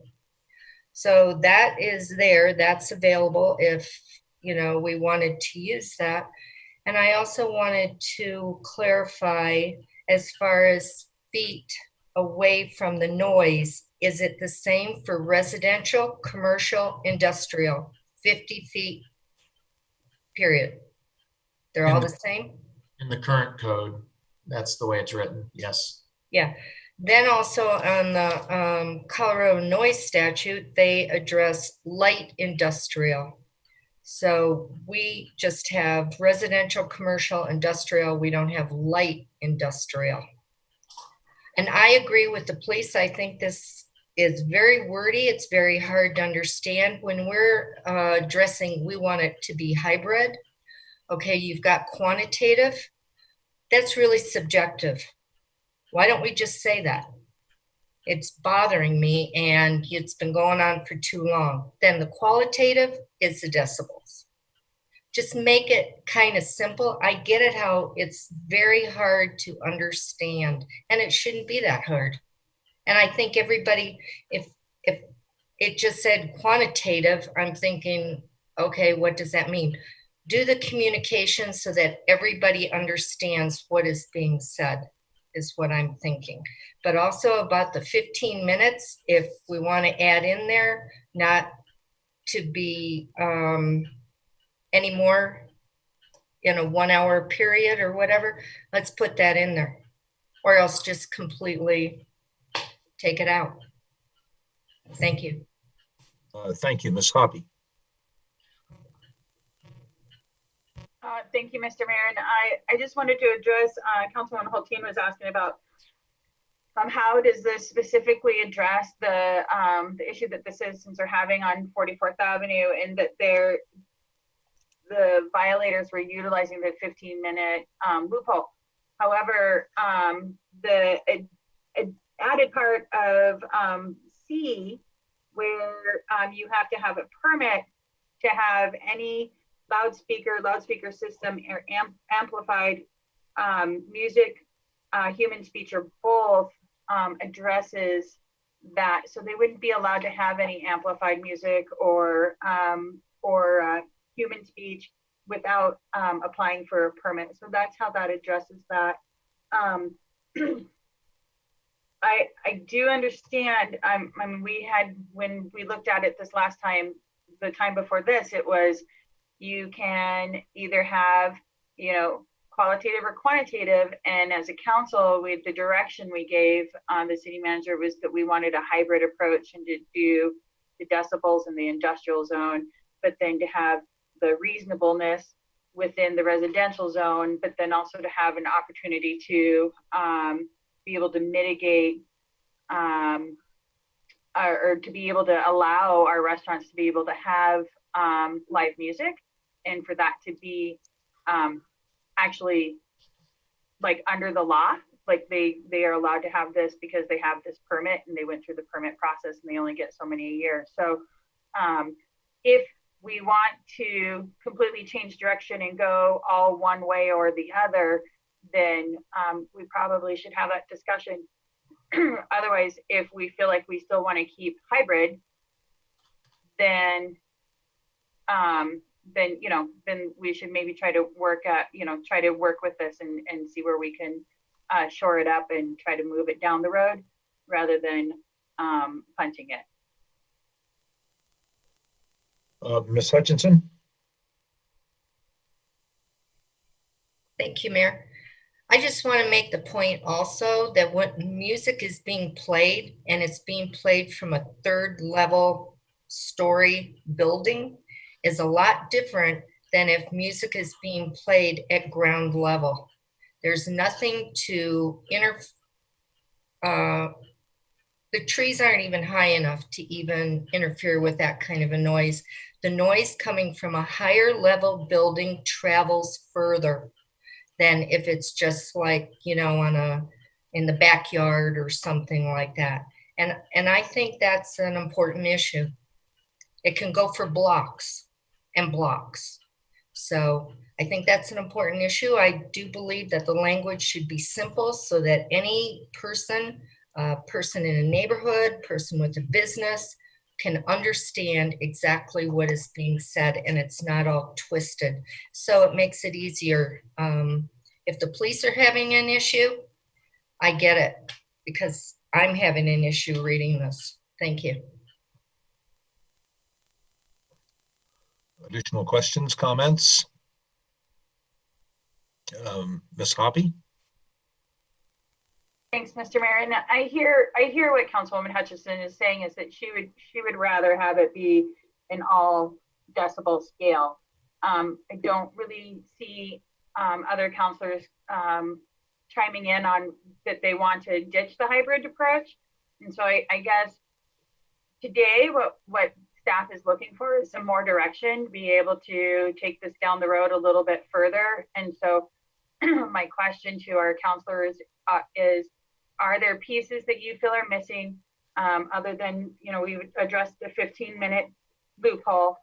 Are there pieces that you think we're missing or something that you would like to see shored up specifically, so that we can try to give some direction to our staff to get us, get us down the road to get this done? Ms. Weaver, and then Ms. Dozeman. I will chime in. Thanks for that, Ms. Hoppy. I do like the hybrid approach. We did have quite a bit of conversation about this when we talked about it last time, and I do think what you've written, Mr. Goff, is good. I do want us to remember that as has been said by several people already, this is not a one thing fits all sort of issue. We do have to be very careful. I think Mr. Urban said this. We do have to be careful about how we go forward, and even how residential people, this involves if you have a party and a band at your house and applying for that permit and all of those different things. So I do think we have to be really careful and have an approach that is thoughtful on both sides. So I do appreciate the hybrid approach, and I would like to move this forward with some tweaks as Ms. Hoppy suggested. Thanks. Thank you, Mr. We have Ms. Dozeman, Mr. Urban, and Ms. Hutchinson. Thank you, Mr. Mayor. So one of my biggest concerns throughout all of this was that, one, we would be hurting businesses, especially in a point in time in which they are already hurting. Two, I also am very concerned about the noise in residential areas that are butted up against commercial and industrial areas, because that seems to be where we're seeing most of the issues, is that where we have these residential and commercial and at times industrial properties that are so close by that the noise pollution is kind of inevitable. And we don't want to hinder business, but at the same time, we want our residents to be able to be comfortably staying at home and not be subject to noise all of the time. And it has been an ongoing issue. I know that we addressed this in December of not wanting a one size fits all, and not wanting to create policy to address one or two very kind of insulated or isolated issues. But I think that the concern has been growing, and I don't know that the community necessarily complains a whole lot, because they do like those businesses and they do support those businesses, and at times support those that live music that many of us have come to love in the community. And so I think that this is really walking a tight line, and we have to have some sort of hybrid issue in place, because it doesn't sound like we've had a lot of enforcement. It's very, very subjective. And I think that we need some objective metrics in place, as well as, using the governance of our police department to be able to discern what is unbearable or not. So I definitely want to move forward with the hybrid approach. And I don't want to put our residents at a disadvantage of having a too high of a decibel level near those industrial and commercial areas. So I'm glad to see that the new, the packet with the red lines kind of address that, with the residential areas next to industrials especially. So that's just my 2 cents, and I'm interested in, seeing something concrete that we can kind of pick apart, and maybe, argue a little bit more at that point in time. Thank you, Mr. Urban, and then Ms. Hutchinson. I would agree with Councilmember Hoppy that what's been presented, I think, would work for us. We're not going to know if it doesn't work for us until it's enforced on somebody that we, like or don't like, and so it's sort of like we won't know, exactly how it's going to play out until we see a noise violation that comes in front of us. So there is that concern. To the point about the pandemic, my understanding is that based on the civil emergency a while back, we put a waiver in place to the current noise ordinance relative to some of the commercial activities around grocery stores. So is there a provision allows for the waiver of the entire ordinance or portions of it relative to the instance that we're currently in with, respect to a pandemic, or other circumstances where it's a broad waiver, or is it isolated to specific businesses, or how does that work? I think we specifically allowed or waived deliveries to grocery stores after hours, and some of our grocery stores abut residential neighborhoods, but because of transportation issues and supply chain issues, some of the grocery stores were being serviced and stocked at night, later hours. So we gave grocery stores kind of that waiver. I don't think we gave it wasn't a full blanket waiver for all noise across the city. Well, then I guess similar to that, during the hailstorm, we also instituted a waiver of the noise ordinance relative to construction during that time. So long as we have that ability to institute waivers or allow for special circumstances to come into play, I think what's been presented would work, and we won't know if it doesn't work until we're presented with a unique situation. So I'd say we'd move forward with the red line that we have. Thank you. I have Ms. Hutchinson up next. Thank you, Mayor. I'm not against the hybrid plan here. I think the language just needs to be a little bit clearer, and absolutely I would not want to have subjective opinion taken out of there. I don't know how many people own a decibel meter or something that would be able to actually do objective readings. So we do have to have something in there to where it is subjective and, hey, my windows are closed, I can still hear this that's going on. And then it can be measured by whoever's got one of those meters. So I'm not against it, but the language doesn't have to be, just make it kind of simple. That's what I'm just asking. Thank you. Thank you. Mr. Goff, I had a question on your table A. The source premise, is that the industrial line, and then how it relates to the other three types of users? Yes, the source premises is where the noise is coming from. So any industrial zone properties, and then the receptor premises are who's hearing the noise. So that would be the abutting properties, yeah, or you have to abut necessarily. Okay.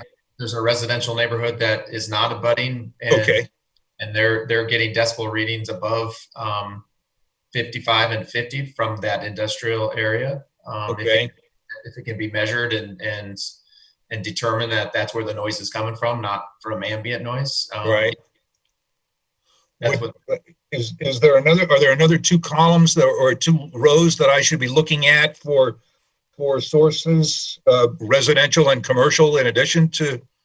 No, the direction that we got back in December was to do a hybrid approach and just use decibel readings for industrial zone properties. Okay. All right, thank you. If you wanted to go full decibel reading for all zones, yeah, you would have more rows there, and you'd have that would be the difference. That's the hybrid function right there. Yes. Okay, thank you so much. Additional comments, Ms. Hulteen. Thank you, Mr. Mayor.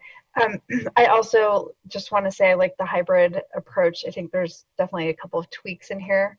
But what I feel like it does a good job of is, probably, I'm guessing the majority of calls that we receive as a city are, I'm annoyed because my neighbor's having a party, and it's kind of a lot of one-off things that, if the police do show up, usually result in, whatever the issue is, somebody didn't know they were bothering people.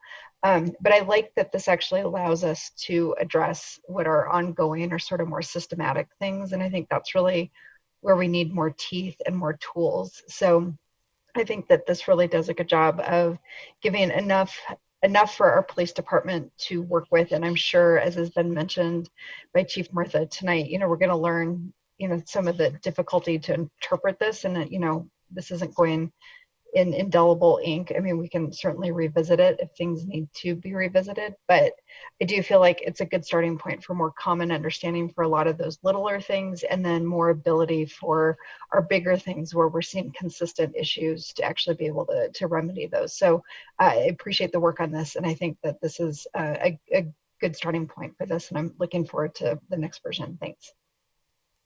Thank you.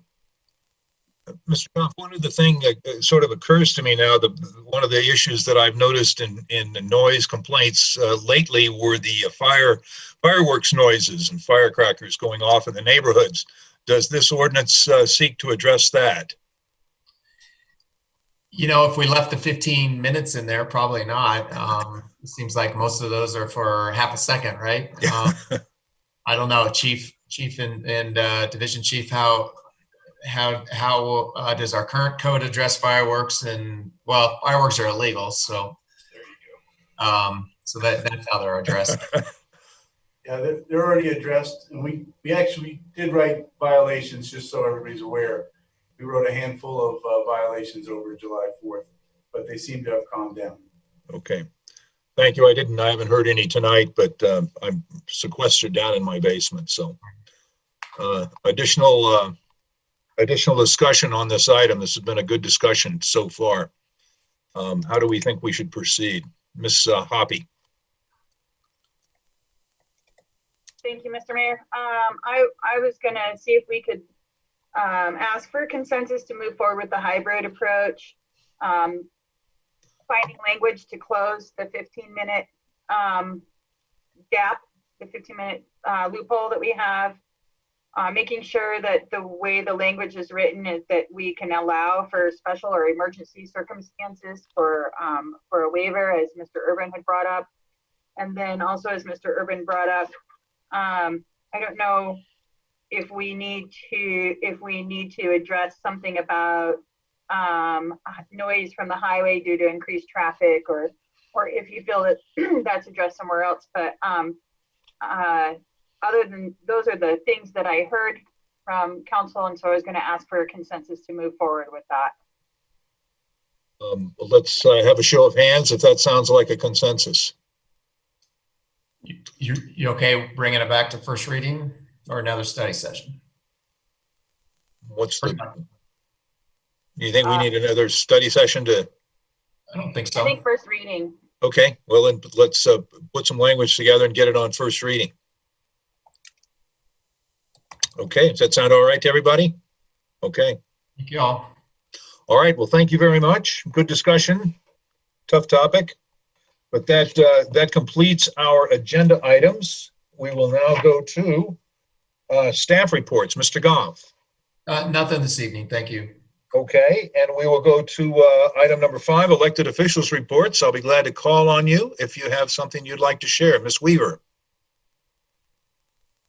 I just wanted to thank Parks and Rec and the police department, and specifically the community service officers that helped with the moving of the goats to Lewis Meadows this last weekend. The goats are good at keeping people socially distanced, and I just wanted to thank all of the participants and also Mr. Stites, who was there ready to receive all the goats, and they might be moving up to his yard next. So we'll see, according to his kids anyway. So I just wanted to thank the city for all of the support and of that continued grazing project. So thank you.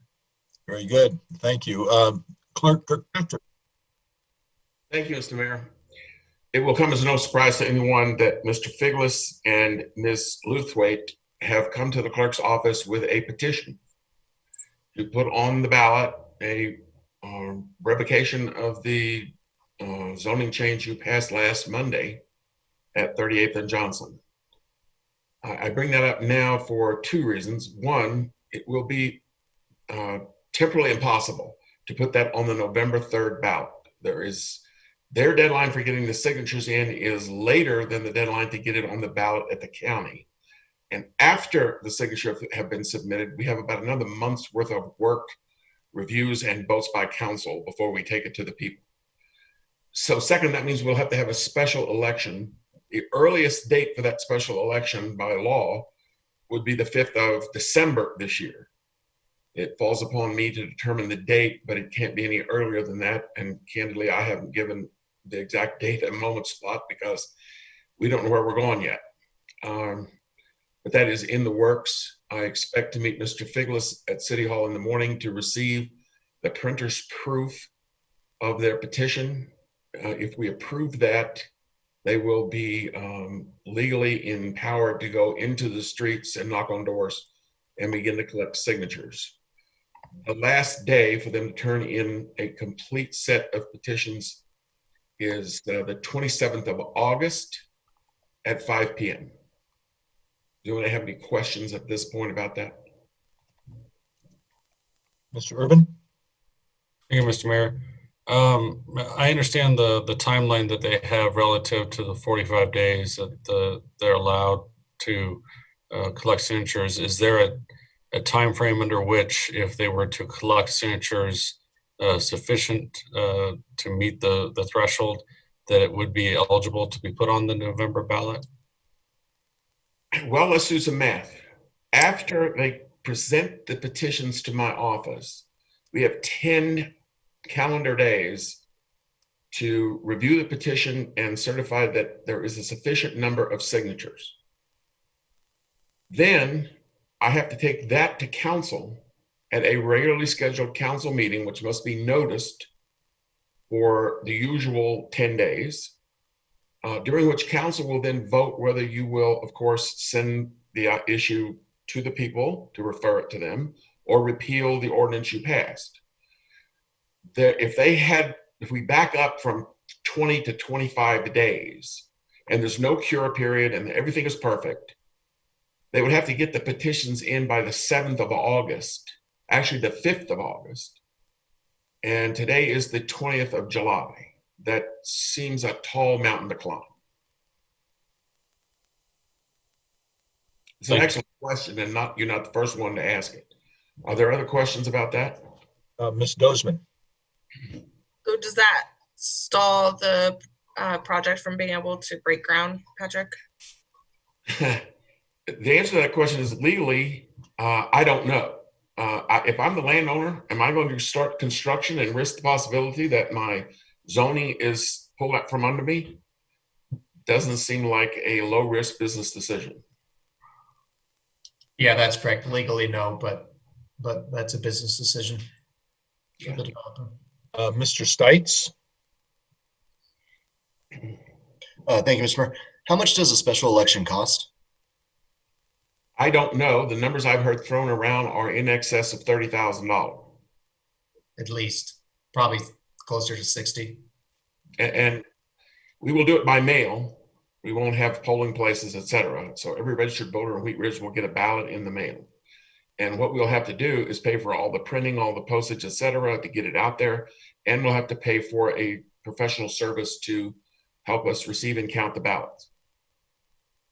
Do you know how much just having that, and you probably don't, you weren't clerk then, how much did it cost to have that on the ballot last year, the 2E? Do you know?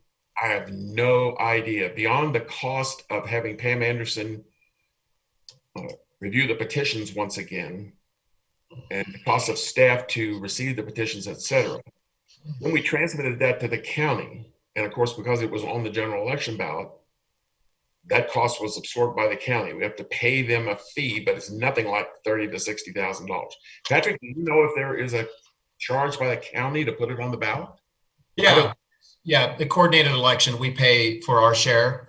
And if our questions take it to a new page, so there's a third or an additional page as part of the ballot, just because of our question, there's an increased cost to that. So it was under 30,000, but I don't remember the cost.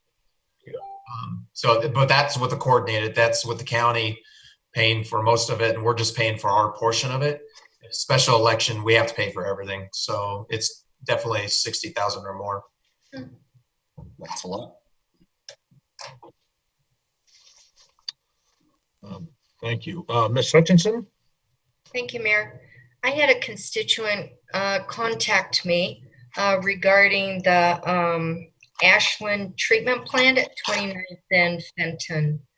The concern is that she felt that the property had not been watered at all, so she got a hold of Denver Water, which this is Denver Water, and somebody came out and stated that Wheat Ridge had a contract with this facility to where Wheat Ridge was to take care of that property, because what it's happening, it's turning all brown, new plantings aren't doing very well. And so there was a concern about that. Do you know, Patrick, about a contract between Wheat Ridge and Denver Water for care of this place? I don't. And yes, Ms. Hoppy also got a call, and she asked me about it today. I've asked staff to reach out to Denver Water also.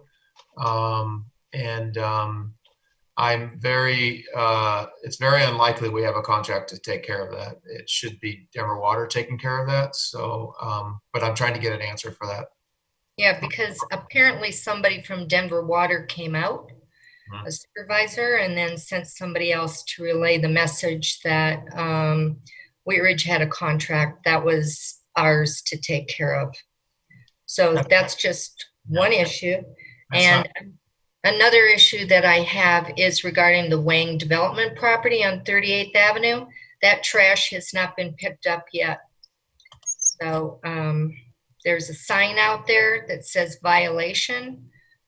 This is next to Christopher House. There's nothing written on the sign at all. It's all blank. And so there's still trash there on 38th Avenue.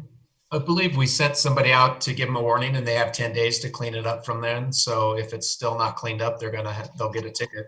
It's been more than 10 days. I don't know if Jim and Jim, are you still on the call? It's Chris, I'm still here. I think you had sent somebody out last time we heard about this right away. Yeah, I will have to follow up tomorrow. Okay. Thanks, Thank Judy. you. Thank you. Thank you. Mr. Urban.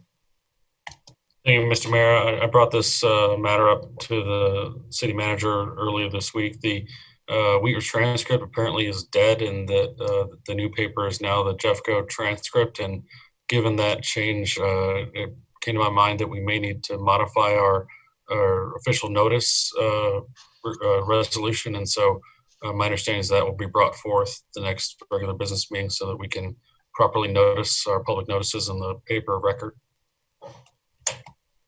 It is on the agenda for next Monday. Thank you. Additional elected officials matters. Ms. Dozeman. Thank you, Mr. Mayor. I just wanted to thank all of the neighbors on Nelson Street. They have given us a warm welcome. They've invited us over to their home to really get a feel for their concerns. And like I said earlier, we've talked to 10 to 14 neighbors that live on that street. And I just love sitting on that driveway this evening and seeing so many people walk by and ride their bikes. And it's a really tight-knit community up there, and I really appreciated the invitation. So I wanted to thank them, and I also wanted to thank the residents.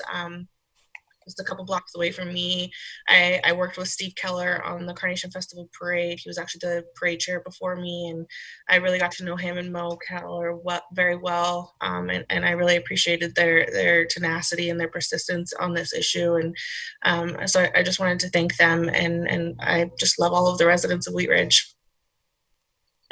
Thank you. Ms. Holteen. Thank you, Mr. Mayor. I'd like to go back to the city clerk's discussion about the referendum. And you mentioned you did some calendar math that was based off of the earliest that the referendum date could be. I'm wondering if there's an outside date for the latest it can be. Well, that's an excellent question. I don't know what the time limit is.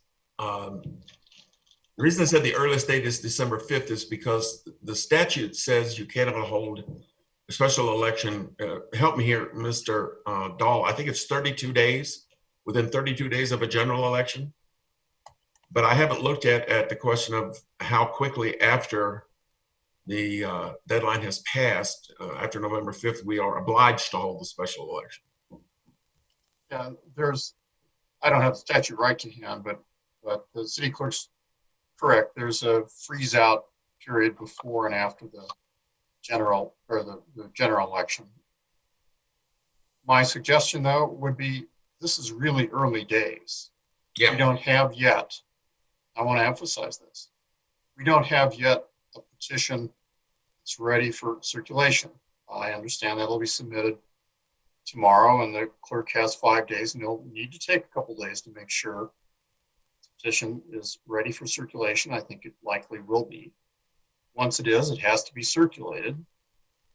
Sufficient signatures have to be achieved. It has to be turned in. The clerk has to review it to determine that. If it's insufficient, there's a process for amending it once. There's also the right to protest, as council's aware. The point I guess I'm making is there are a whole bunch of steps yet, and I believe it's too early to begin sort of guessing at, well, if this happens, then what about that? I promise you that when there's more definitiveness, in other words, when that process has matured, then we'll know. And we'll be able to give you the appropriate range of dates when, as and if the matter actually comes to you as a fully certified petition on which you need to make a decision whether or not to repeal the ordinance or send to election. But we would be wildly guessing, and I think not doing anyone any favors by speculating about when right now. I mean, I promise we'll get you information that's reliable when we have a basis to do that, but we just don't right now. And I just wouldn't get into the guessing game. I think that's going to confuse people and harm people. Great, thank you. Then I just have a shout out. I'd like to thank Tim and Tammy Grover of AAA Propane. My son's Boy Scout troop, their trailer that they use for all of their camping excursions was stolen about 6 weeks ago, and they found it, and the only thing in the trailer had been 6 propane tanks that the Scouts troop used. And I approached AAA Propane today to ask if they'd be willing to fill tanks if we bought them there as replacements. And they just exuberantly and generously offered to donate all 6 tanks as well as fill them and certify them for the Scouts troop. So just a moment where I just felt really proud of District 2, of Wheat Ridge, and our community. So we have a lot of good people and a lot of good things happening every day. Thank you, Ms. Hulteen. And I will say I'm closing down my construction business. I had about a baker's dozen of large 100-pound tanks, and AAA Propane was very kind about taking those off my hands. So hopefully they're able to recycle those. So it was good to have that businesses in Wheat Ridge. Further elected officials matters. Okay, that brings us sort of to the close of our business. Thank you all for being here. I would like to make a special thank you to the presenters that we had tonight, Ms. Kelly Barker and Yvette Gallegos and Marianne Schilling, and our Police Chief Murtha and Division Chief Lorenz, talking about our homeless situation. Thank you to Steve Art, Jim Spall, and Tony Ryerson with Applejack Liquor for bringing their very exciting plans to us. And thank you to all of the citizens who called in and stayed with us to discuss the issues that we discuss. We appreciate very much your input in our meetings. They really inform us as to how our community is thinking, and we appreciate that. Best wishes to everyone. Please mask up as you are able, and those are the orders from not only our own city but our governor as well. Social distancing, wash your hands, and we will stay safe in our community and encourage everyone to do the same. So with best wishes, we will sign off tonight. Thank you so much. Good night.